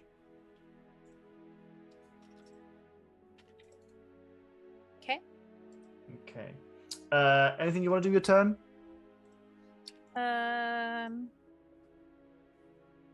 Yeah, I'm gonna healing hands myself. Because it's just an action. It doesn't take any. Okay. Anything else you want to do? That's it. Okay. Randall. Everything has somatic components. I'm gonna jump across the lily pads. I mean, you can sprint pretty far. Mm-hmm. You know, running across water is kind of your deal right now, right? But I'm gonna be a little bit careful. A little bit careful. Yeah, to not end up, you know. So you ending your turn, bearing in mind, you know, it's you know that you're just about able to hit. I mean, this plant's under the water now. Oh, well, that's not useful for me. she's now sunk underneath the water. She's maybe 5 feet underneath it by now. Oh, well, I can still like jab. Yeah, maybe just about. You'd have to put yourself in somewhat of a vulnerable position to do so. If it's outside of your 5 foot square, I'd say maybe you could poke it a little bit with the end of your quarterstaff. What about if I lie on the lily pads? That's what I'm saying. Vulnerable position. You can do it, but it'll be a vulnerable position. Go for it. Why? I don't know attack. what I can do. You know, I can't get in the water. Yeah. Mm-hmm. Do you have any bubble kelp or you can go in the water? Mm-hmm. Yeah, I do. I can't go in the water. Oh, okay. I'll think about it. Oh, yeah, okay. Randall, could you make a dexterity saving throw, please? With disadvantage. How? Okay, the lily pad that you're laying on closes itself up on you. You are now immobilized as you are inside a catacomb of plant. I immediately use ghostly form and step out of it. That was my trick. All right, and you plummet to the waterbed. Well, I'm ghostly. Yeah, you're ghostly, and you fall through the water and the plant, almost directly on top. Hang on, but how does that work with like the floor then? When I use it on the floor, I don't fall through the floor. Okay, well, no, right, okay, but you step out of. Does it give you fly? Does ethereal form give you fly? I have no idea. If it's ethereal form, it's probably the ethereal plane, which is the same as our plane. Become incorporeal, so you can't touch things. Incorporeal. Can't be grappled or restrained. You can move through creatures and solid objects. If you end your turn, blah blah blah. I don't know. Yeah, okay. I guess if I'm stepping through it, then it probably doesn't make sense that I can also stand on them. Yeah. Fine. Yeah. Rules are weird. It doesn't say that you have flying capabilities, and there is no lily pad around you because the lily pad you're stood on is 10 foot wide and it swallowed you. Mm-hmm. So if you become incorporeal and you step through it, if corporeality requires being incorporeal means you still can function and touch floors, then the floor for you is 20 foot down and it's Haiku's head. Haiku's a creature. Sure, no, I'm kidding. Right. So but my book isn't wet because it can't. Yes, currently, correct. Till the end of my next turn. Yeah. Okay. Can I can't attack things while I'm incorporeal. No, there is no way that you, as an incorporeal being, no. Oh no! But what I can do is I can cast a spell. Yeah. As long as it doesn't have spells. As long as it doesn't have a verbal component. Why does it matter if it has a verbal component? Haiku can only do it because they speak water elemental. I'm like water has no effect on me. I'm incorporeal. That's true. Oh, that's true. All right. Whilst you're incorporeal, you can. Wait, does that mean that if you're incorporeal, can you do somatic things? I Yeah. can still move. Yeah. Okay. Yeah. Does it have a material component? No. All right then. Yeah. Go on then. All right. We get the fucking nitty gritty of some weird ass rules this today. This is a very interesting spell. All right. Chill touch. I mean, it's not going to do anything because I think you need to do a saving throw against my abysmal DC saving throw. 11. I almost put a GM roll in the Twitch chat. Oh no! Wait, no. This one's a ranged spell attack. Sorry. Oh yes, it is. Yeah, it says spell save DC. That's even worse. Don't worry. Okay. My spell attack bonus is 3.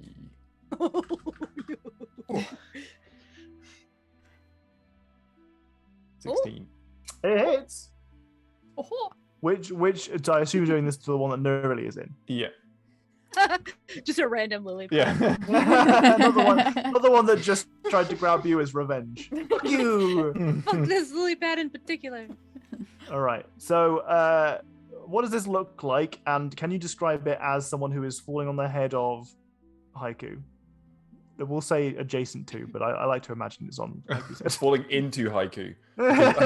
Yeah. Oh, I didn't agree to that. So I think for this one, it's like the book is then flicking through to various pages, and then as Randall kind of falls, maybe like kind of slowly, like there's not like full gravity or like the water is like semi slowing it down. Like the usual kind of symbols come out, but they look kind of weirdly different because they're incorporeal now, so they're like much like dimmer and much more see-through than they normally would be.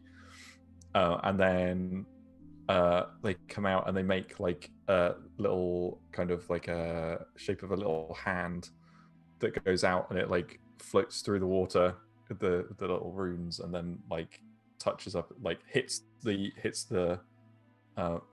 lily pad and leaves like a little outline of the hand as it hits it. Can you roll damage, please? I already did. You did. Oh, it's a 4. Okay. Wait. 4.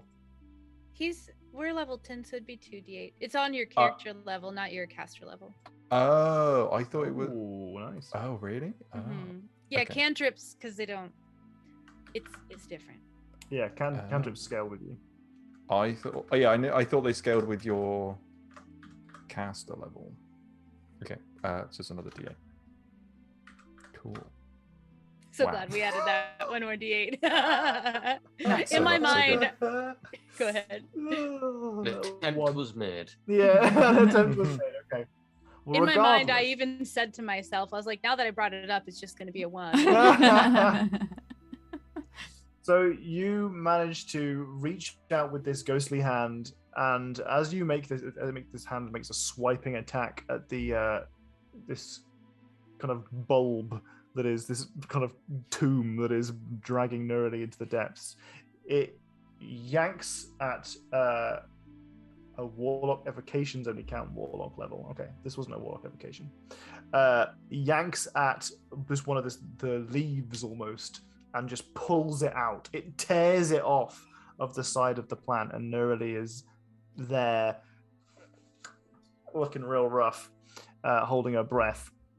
She kind of just peels out of the bulb, the lily pad, and she is freed. So we can The lily resolve pad this cannot- pretty quickly. Nerily is free. She's run out of breath. What do our characters all want to do? Don't have to worry about initiative too much right now. What are we all doing? Getting out of the water before end of my next turn. Okay. Is Nerily under the water currently? Yes. She's midway. Yeah, she's under the water. She's not at the bottom, but she's. Am I conscious? You are conscious. You've not lost all your hit points. But Yeah, you no, will take another Constitution saving throw, please. Okay. I will 14 points of damage.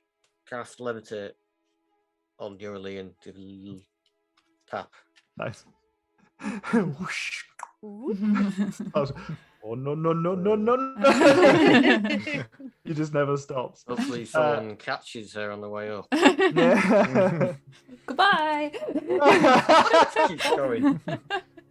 I think levitate makes you like you would just like hover above the water because it Yeah. settles you. Yeah, levitate and fly are different things, but I like to imagine just the force of the gentle tap is enough to just go. Okay. Randall manages to just kind of launch himself up, just with the sheer force of swimming up onto a lily pad. So I can just walk right up the wall out.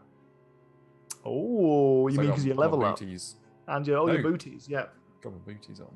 Got your booties, okay, all right. In which case, you just zoop your way out of that before you become corporeal again. We get Haiku. Are you going to slowly just meander your way out of there? The frog's swimming towards you. I mean, the only thing I can do is I'm going to turn around and charge at the frog, but that's what a terrible decision that would be.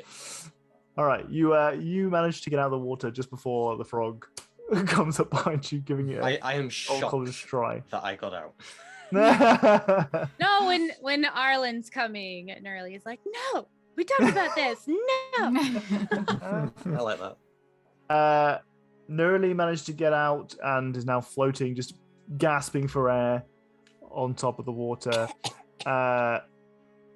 And Oro manages to stop any additional elevation with Nugget.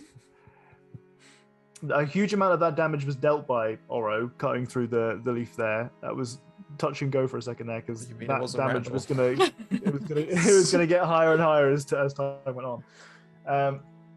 Pardon me, but you're all now on the same side of the river. You're all now safe. You are not in the water or on the lily pads.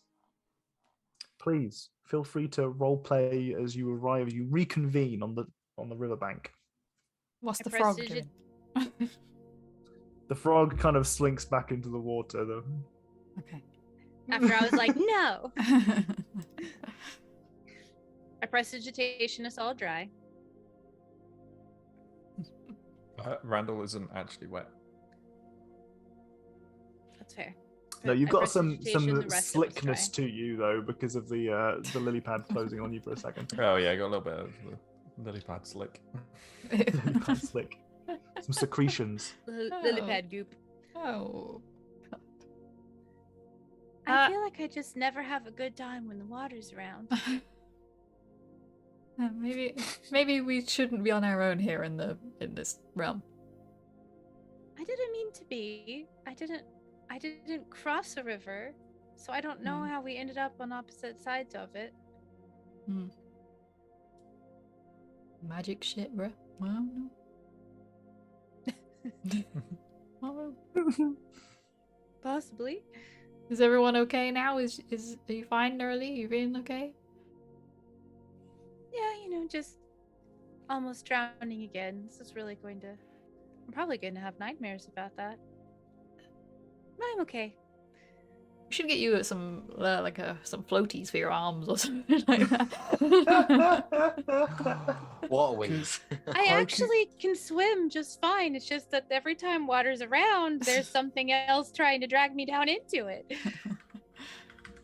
You could make like one of those life jackets, but it'd be like a packed up one, and if it hits the water, it just like inflates. Oh my god. What happens if there is an especially heavy rain? It Every depends time. how well it's made, how The sensitive it is. tiniest drop of water, if you spill whatever you're drinking. See, that's actually, I can just wear it under the gown because it's It's magic. hydrophobic. The water won't get through and it's magic, so it'll just accommodate the shape of the floaty. There we go. Right. Well, we should move on to the next scene, but before we do so, let's have a bio break because that went on for a bit, and we gotta get some urine out of this probably. Yep.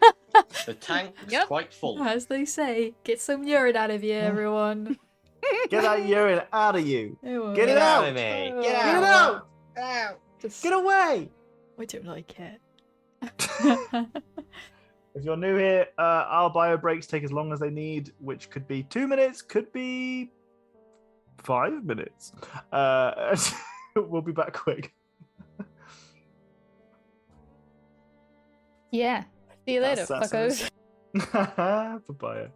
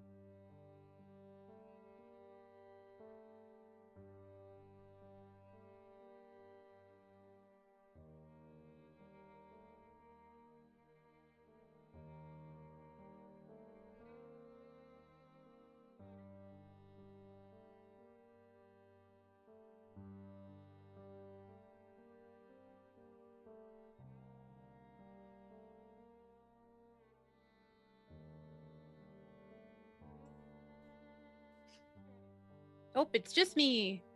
Hello, everybody. I feel like I should do like a Neurally infomercial about like prestidigitation and how if you've become mortally terrified of water, you'll never have to bathe again. Prestidigitation. That's where we're at in life right now. Hi, Gail. Lilypad Goo, imagine if that was his curse. Roll to save versus lick glue. Oh, lick goo. Oh my god, see you later, fuckos. Oh my god, did you play that as everyone else left? Because I didn't hear it.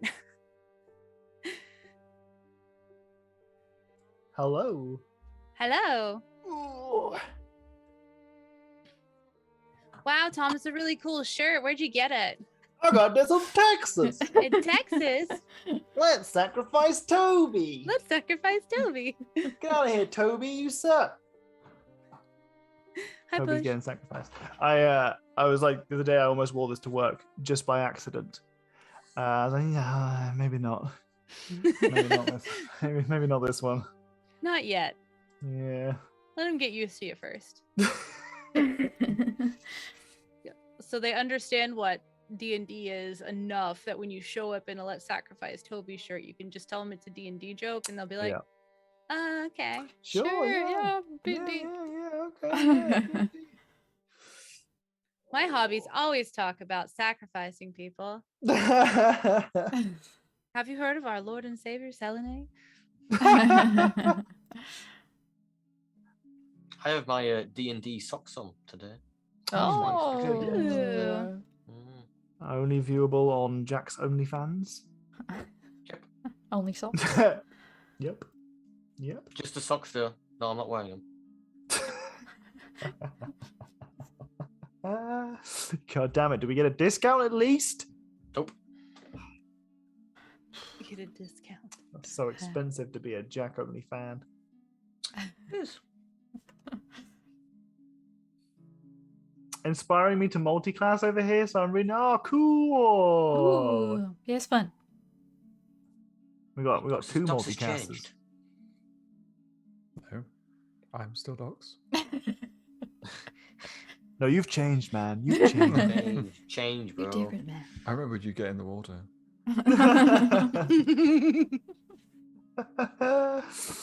Okay, let's get crack-a-lacking. Back to the job at hand. Playing games, having fun. Oh, crap. Gross. Oh, chores. Okay. You guys managed to separate yourself from the river, unless you want to stay by the river. I don't know. You tell me. Do you want to have a little cheeky survival check over here, Mrs. Oro? Try and determine which way north is? Sure. You do so with advantage because you fancy ranger techniques. Also, which way all our stuff is that we left? Or did we definitely pick that up before we came to find Neurally? I think we would You have guys all were had pretty it much ready. You guys were pretty much ready to go. Yeah.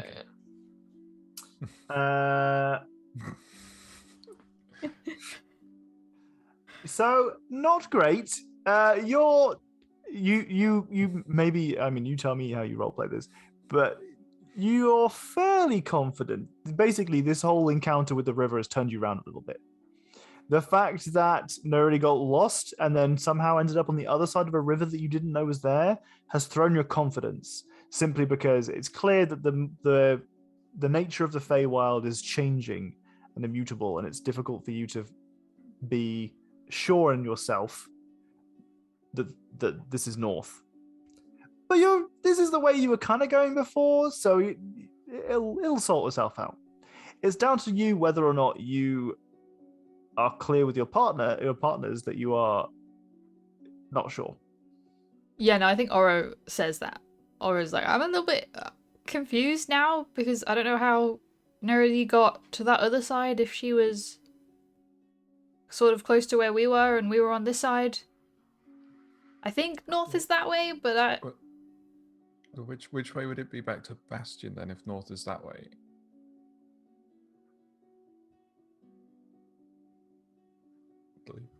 Do we know? Because we know which way north from Bastion was, so we know which way we walked relative there.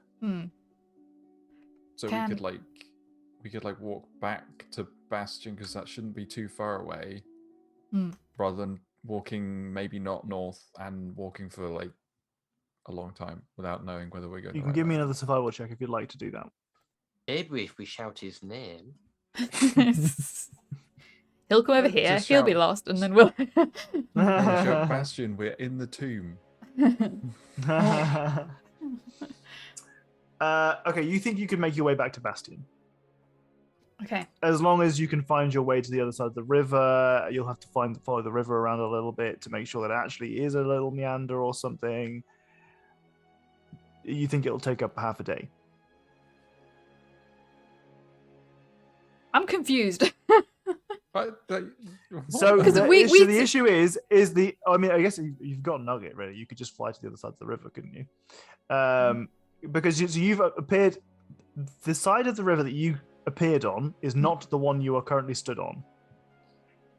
Nerdy was where you currently are, and yet when you appeared on the scene, it was the opposite side, and it's very confusing because this whole area is clearly not. Feywild things. It's Feywild things, just Feywild things. Okay. So Whimsical. you think you could make your way back to Bastion, but you're a bit confused about where you are in relation to Bastion. Unless you cross back over the river to where you entered, then you're very certain that you could find your way back to Bastion. Okay, then Nugget is taking us all over to the other side of the river. Yeah. Okay. So with the help of Nugget, you orient yourself back to Bastion, and from Bastion, you know where north is. Excellent. Okay. He like. Do you guys say hi to him, or do you like try and? No, we say like, bye. Oh, there he is. There he is. We just go that way. No, I want to say bye to Bastion. All right. Oh, hey guys, where'd you go? Oh, we had a. Got lost and I met a giant frog. Whoa! How'd that go? Was that fun? Yeah. Tell me all about it. He tried to eat me, but I told him no and he didn't. Oh, a friendly one. Hmm. Well, I'm glad you didn't get eaten. At all. Nothing swallowing you. Well, not Arlen. Arlen is But the the frog. lily pads eat people, apparently. Okay. Wait, do I know that they're lily pads? You said lily pads, but I don't know if she would know that they're lily pads. I mean, I think she's maybe familiar with the concept of lily pads. They've probably been in like a fountain thing or something. Sure. Yeah. That tried to eat me. Surprised me. Well, from the little I know of the Feywild, you got to be careful and stuff. Not everyone's like me, a swell guy. Or swell concept. Oh. Roll initiative. Lol. Well, we just came back to say bye because we got to go and, sort out all this scar stuff. Okay, well, I'll see you around, I'm sure. Yeah. You'll be back probably tomorrow. Oh, I have no idea. Maybe. All right, see you tomorrow. Maybe. Yeah. Bye, besties. Bye, besties. See you later, Dave. Hi. Hey. Hey, Hey. oh. Hey. I've grown very fond of Bastion. Aw. Humans and houses. You'll always have game night. Yeah. I'll have to come back here every Thursday with. I was going to say, does Oh, no. Bastion would get an invite? These guys haven't got an invite, but Oh. Bastion would get an Even invite. though I know he can't ever, but he still gets one.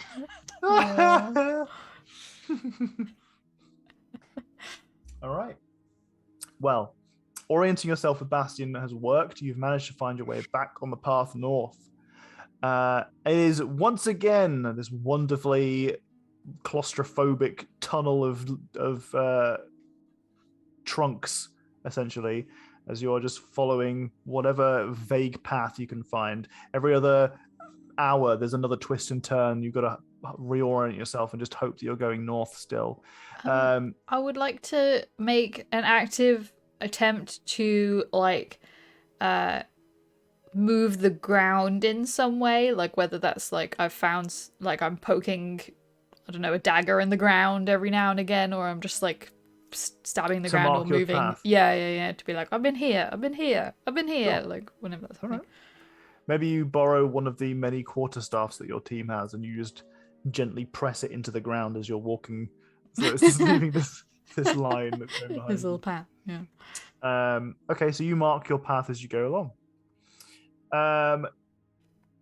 You are distracted on the path as you hear some kind of odd, low grunting off the path.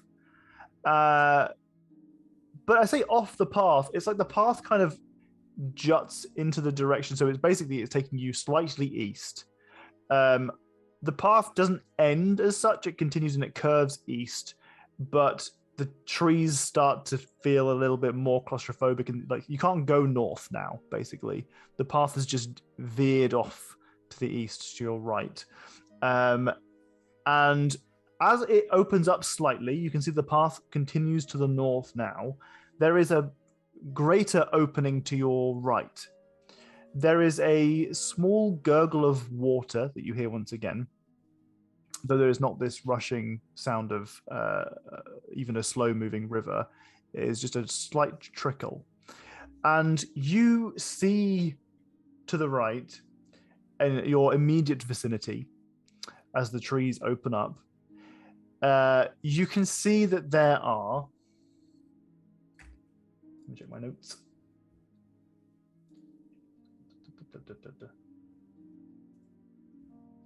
1, 2, 3, 4, 5. Sound of 6, water makes me 7. really jump. Oh. There are 7 individuals, and 6 of them have fishing rods. They are all fishing in a small pond, apart from one of the individuals. 5 of them are... It strikes you as odd. It's a lot about this scenario that strikes you as very odd.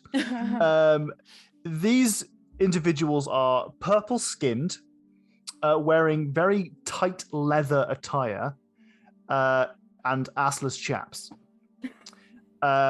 They have pointed, animated beards and long black hair that is pulled into a ponytail.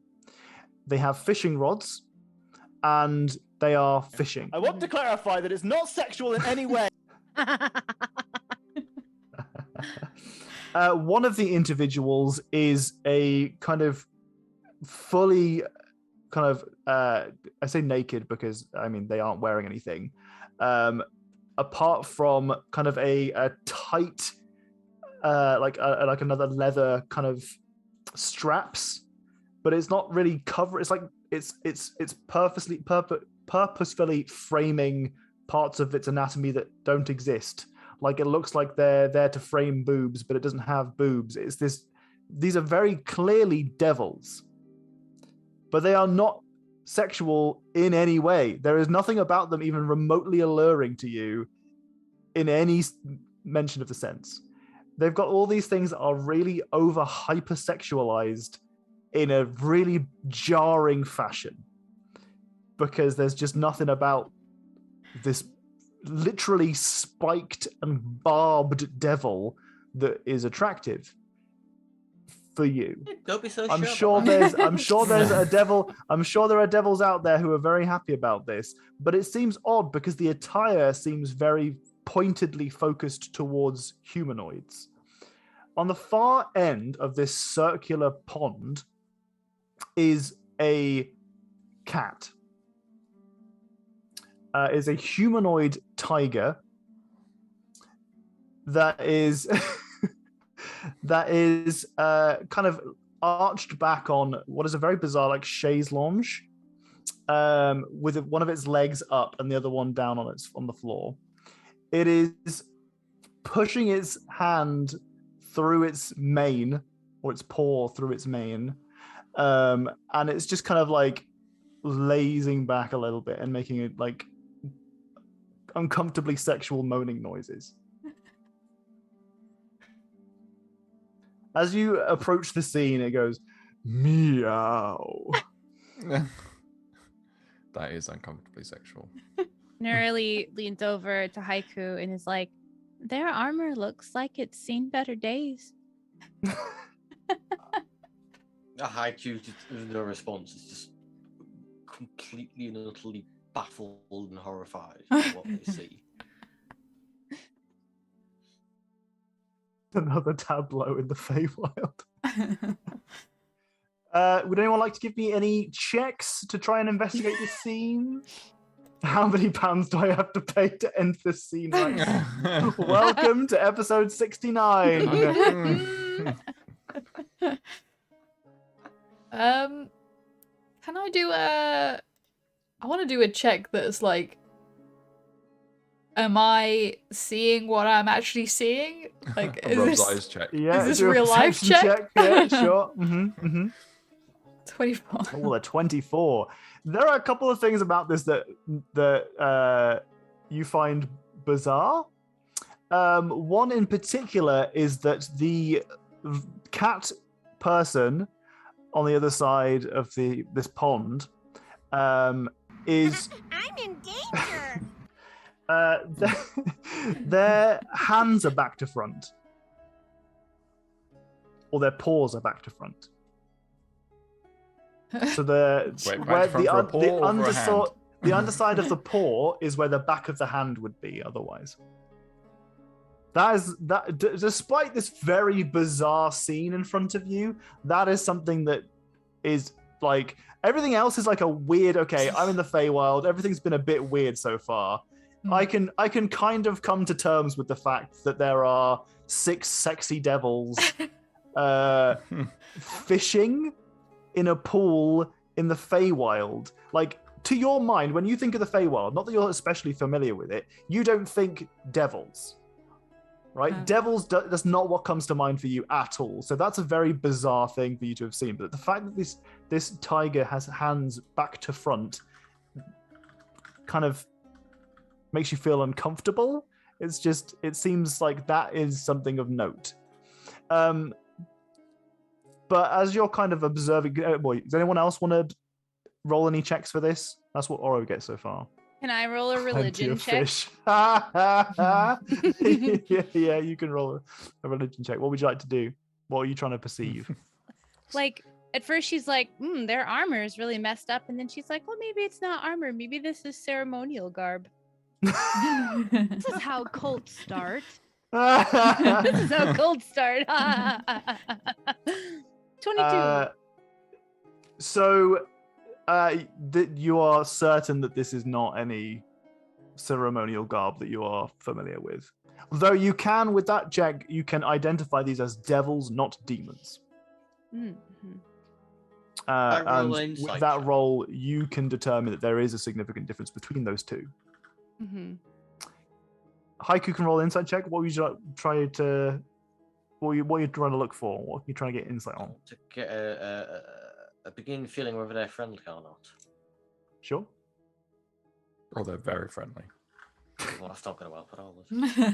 Flirting is hard, you know? It's just like, are they going to be receptive to it? Don't really know. It's difficult to get a read on the scenario since you haven't interacted with them significantly yet. But they seem to be just kind of, keeping to themselves. They're fishing. Fishing is pretty. Are they a pretty cat boy? You haven't specified. Yes, they are. They are astoundingly good looking for a cat person. Yeah. For a cat person. I say that because they aren't a tabaxi. That is the first thing that you know. They are not a tabaxi. Okay. They have a lion-esque appearance. I mean, perhaps your character is, oriented towards tabaxi. Tabasco. But again, this individual is, regardless. What I'm trying to communicate to you is that regardless of whether you are or not interested in cat people, you can recognize objectively that this person is attractive conventionally. Okay. There you go. Sometimes if I take a couple seconds to try and enunciate myself, I get what I wanted to say out the first time, and we don't have to have some weird incestual mayor marriage plot. Cat is married to its sibling. There's a lot of that in the Feywild. As you're kind Balls of are chatting to each other, well, not even chatting to each other, maybe necessarily under your breath whispering to each other, the cat person over there says, "Oh, hey there. Hi. Hello. Come on over. Join us." What you doing? "Oh, I'm just relaxing. Maybe you could help me out." Did he just say meow? "I'm very fortunate that you've approached me today." What is it you need help with? "Perhaps you could help me and my minions fish and avoid catastrophe. I'm running out of fish." Oh, that's terrible. "It is, truly." Are you finding many fish in this small little pond? Are there lots of them in there? You can see that there are several baskets. Each of the devils seems to be fishing for this one individual. Right. You read from the scenario that they are this individual's minions of some degree, and they are doing their bidding. And in this particular scenario, it appears to just be fishing for fish. So we do get a fishing mini game if we help them. I mean, I thought Jack paid enough money. there is not enough money in the world. Episode 69, baby. Sexy Cats has appeared. For those of you who aren't familiar with Sexy Cat, all right, and I know that there are some people in the party alone that might not be familiar with Sexy Cat. Jenny and I were playing Fall Guys the other day on stream, and for some reason my character was a sexy cat, and I was doing a sexy cat, and we joked that you could donate, and I would stop doing the sexy cat voice, and a bidding war started. That meant that we were flicking between whomever bid the highest could decide whether or not I used the sexy cat voice, and it went on for a while. It was very funny. But unfortunately for everybody, now I know that I can do a sexy cat voice, and it's episode 69. So thank you, Canning. It's Canning is that to stop the sexy cat voice. I'm sorry, the NPC is in play right now. Okay, we can't take bribes to have NPCs deleted in a scene during. You can't delete NPCs. You can murder them. True. I just like the point. You mentioned the Feywild that everyone's like emotions were heightened. Yep. Mm-hmm. Yep. This individual is quickly irking Haiku. Right. Okay. Do the baskets look really full of fish? They look maybe half full. They look what? Maybe half full. Maybe half full. Well, it looks like you have a lot of fish. How many more do you need? Oh, I don't want to be a sourpuss. I just want all of the fish. Well, I mean, I've never fished before, so I don't know whether I could help you. They seem to be doing a good job. Oh, I think it's a possibility that you're perfect for this job.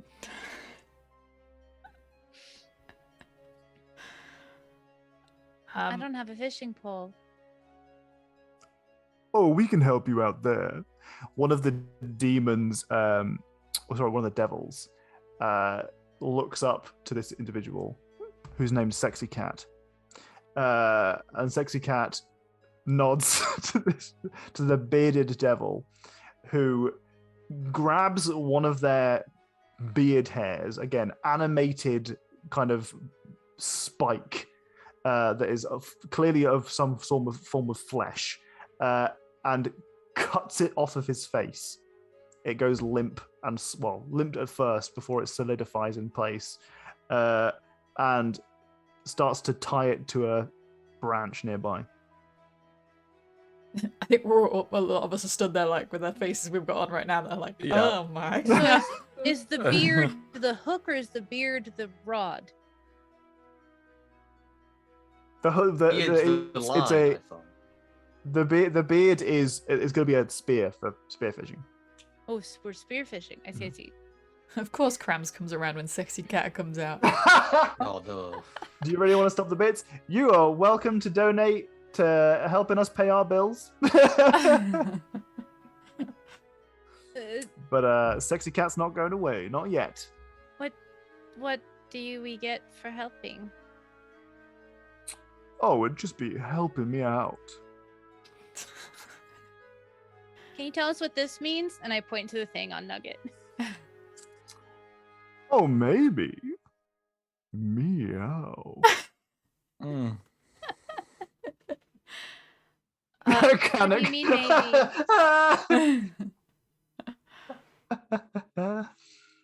Well, if you help me fish, Do you know what it is? maybe I do. Insight check. Do an insight check. Do they know? Where the fuck is insight on this list? It's going to be a high DC. Oh. They are an elusive, esoteric, enigmatic individual. You can't read them. Do I have any feeling on how trustworthy like devils are? I mean, I feel like I would admit, I know. I feel like I would have an inkling. Personally. You could roll me a history check just to see if there are any stories maybe that indicate devils. Yeah, like what their like character traits are like. 'Cause, sure. That obviously defines them. I know a story about a devil. He went to a place called Georgia. He liked to steal souls and play the violin. Oh yeah.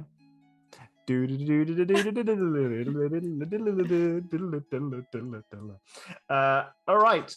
So you are familiar with that role of stories that indicate that devils and demons are separate things, and that demons are a lot more chaotic in their nature, and that devils are a lot more aligned in a lawful way.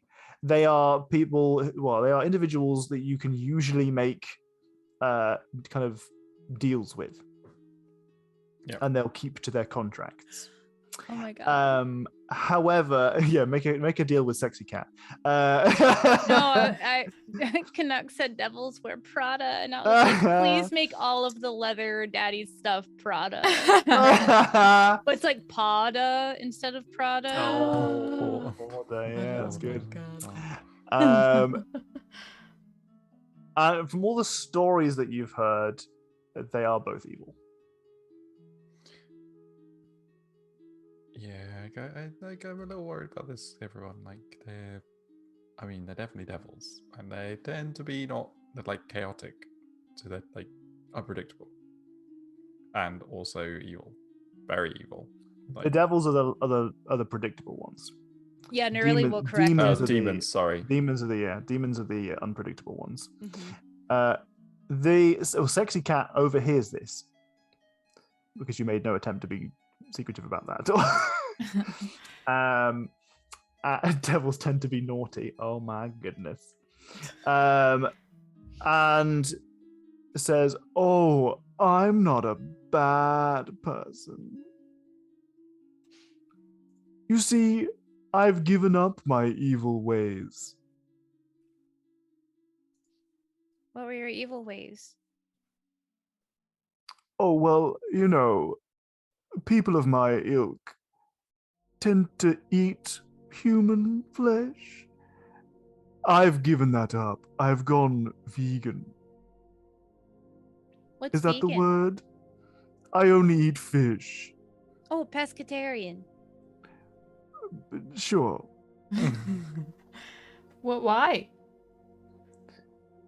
Well, I just discovered that it's much nicer to have consensual relationships with humanoids. Oh, lovely. Meow. I am not a human, and I do not trust this individual. What's the closest one to a fish in the party? Humanoids aren't. No.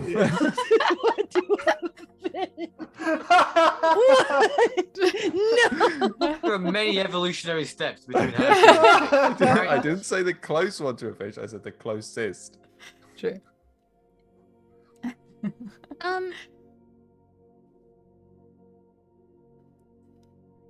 Let's have characters roll a percentage die. If one rolls on 69, this stops.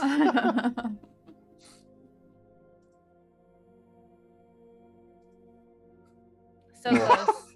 So close. Oh, it was so close, man. Well, I hope you catch lots of fish, but our friends are maybe in trouble, so we should probably go.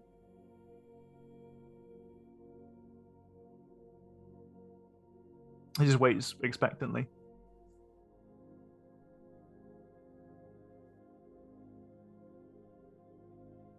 Alright, should we go then? Should we make a move? Haikyuu is gonna start moving. Yeah. Wait, we couldn't go more north though, right?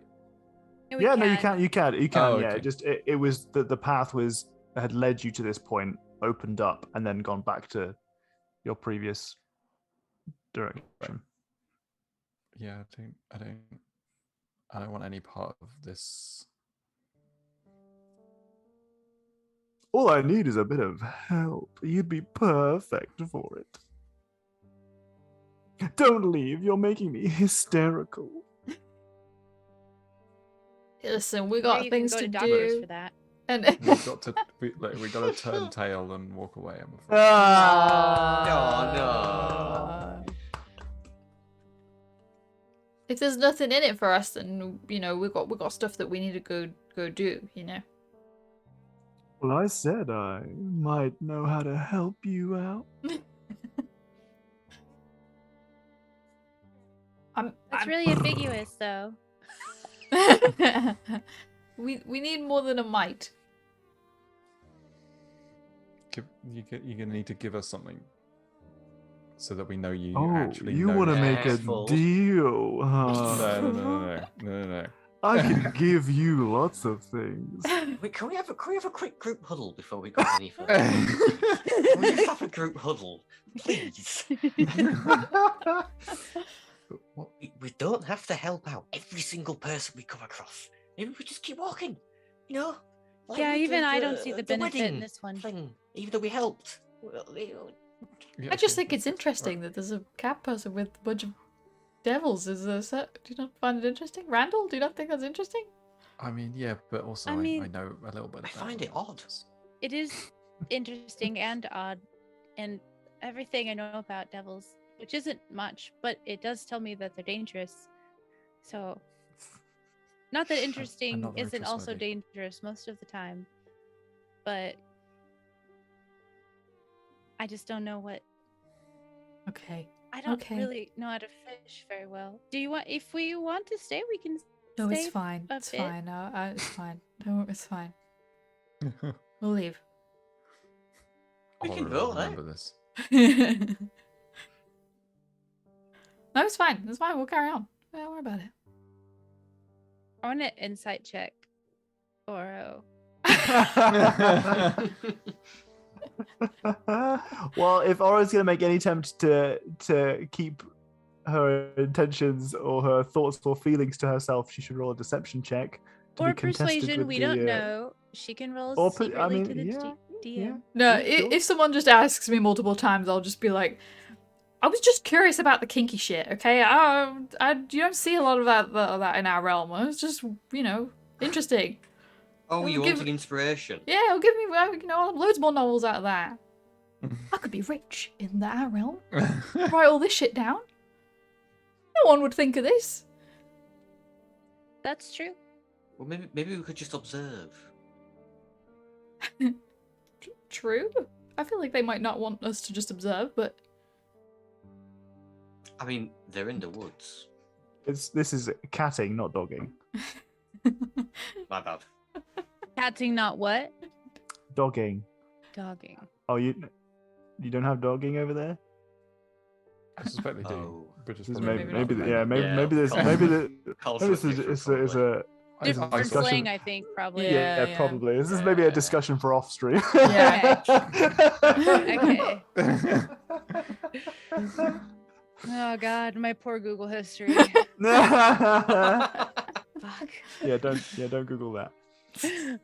Well, if you don't want to help, then skedaddle out of here. All right, bye. Oro takes really quick notes of everything she sees right now. Commits to memory. Yeah. Maybe we'll bump into each other again. Meow. Maybe. Bye, good luck on your fish quest. Scrolling down. They purr at you as you exit the scene. Before we end today's session, I'm going to ask one metagaming question out of curiosity. And I Yes, would, I know what that was. Yeah, that's fine. Yeah. See you later, Okay. fuckos. See you later, fuckers. For anyone else, just other than Katie, are you familiar with what this creature might be? No? No. Okay. Then I encourage you not to look at chat if anyone decides to spoil it, and don't Google. Just on the off chance that Haiku tries to start a fight at some point in the future. Oh, there's no off chance about Okay, cool. Good game, everyone. Good gam. Our episode 69 had a little bit of sexy cat in it. Yeah. Sexy cat. That's Sexy their name. cat. That name again is Sexy Cat. Sexy cat. They've got a big sex hat, and it. Does that flies mean there's through a the air. that means there's a plough king to this sexy cat since she sang it's the plough Yeah. song. Yeah, that's it. Yeah, that's the next God. NPC that you bump into. Plow King. Wow. All right. Well, yeah, everyone, that was a Tom to wear one of those devil outfits. I mean, you guys, Next Halloween, right? next Halloween, sure. Next Halloween. Somebody clip it. He said sure. No, I think you can actually wear that on stream. I think that is. Imagine something if one of that my they- students ever finds this. Oh yes. Maybe let's delete this VOD just in case. Anyway. They're going to be the one that's not doing well in class, and they're going to be like, "Listen, I'm going to get an A on this test, or everyone's going to know about meow." No, saying. you're gonna help me out. I I will perfect this test. Oh. Stop it, Doc. Stop encouraging him. I had to Google cat puns, and I've got a notepad full of cat pun words Oh my god, I love it. so that I could just occasionally look over to it. If you go back and watch the VOD, you'll see me look at this monitor before I make every pun, because that's where they all are. Yeah, I got to pull the neuralizer. Yeah, episode 69 gets deleted. If there's Yeah. not already one, if Oro ends up coming back and making a deal with them, you can definitely make a claws pun. Oh, Oh, I was trying to think of a no. claws pun, but I couldn't fit one in. The only claw rated one I have on Oh, if you here make is a deal, clawful. there'll be a clause. Like, watch Yeah, out for a bad that's- clause. Yeah. Yeah, that's Okay. what Yeah. it's gonna I only just got that. I'm sorry. I was really slow there. Come on, paperwork, Sorry. Randall. be. We made a fishing joke, fishing feline or something. Yeah. I'm gonna say no to that. Or they might get you hook, line, and sinker because they're so sexy. Nice. I'm glad that we're getting all the puns in now at the There's a- end. Parts of a fishing line, I think. Yeah. Good job, everyone. Good game. I'm glad Brody we all didn't didn't die in the Get river. murdered. Yeah. Yay. I was very Yeah, concerned I'm when glad I Randall didn't laid die. down. I was like, oh no. It's like every time I've been close to it, it's been because of water or mud. Yeah. Need to be away from That'll get you. That'll get you. Mm. At least Nerly's learned a lesson about the dangerous nature of the feywild. Mm-hmm. it. True. Arlen good, lily pad bad. That's what she's learned. Rule 1 of the feywild: do not engage the sexy cat. The bunny boys are cuter anyway. Final Fantasy 14 joke. Okay, You're welcome. All right. Well, I did mention bunny boys last time we played. You did? Yeah. Oh yeah, there was rabbits. Yeah. Somewhere. In Were there then. anthropomorphic rabbits? In then. I think so. Mm. Oh, I just thought it was going to be like actual rabbits. I didn't even think about it. Oh. Sorry, y'all. We missed Well, the bunny anyway. boys. Damn it. No bunny boys here. Just sexy cat. All right. Well, it should be here next week, 20th. Should be Yeah. fine. Yeah, it should be. Okay. All right. Well, GG's everyone. See Okay. you next GG. week or whenever. Mhm. Bye. For 2 days before my birthday. Bye. Oh, Bye. bye. Oh, wait. Wait. Wait. When's Katie's birthday? Let me check my calendar. Okay, yeah, no, we're good. No, when you said 2 days before your birthday, I thought you meant from today. No, Next next week. Sunday. Next, 2 days after next Sunday. Okay. Yeah. That's right. I do have it in my calendar. Mhm. I've been watching it. So when you said that, I was like, oh my God, am I wrong? Have I just not checked my calendar in too long? We're okay. Docs, you're doing an excellent job at freezing, by the way. You said wait. So I'm waiting. Okay, bye everyone. I'll just say bye. See you later.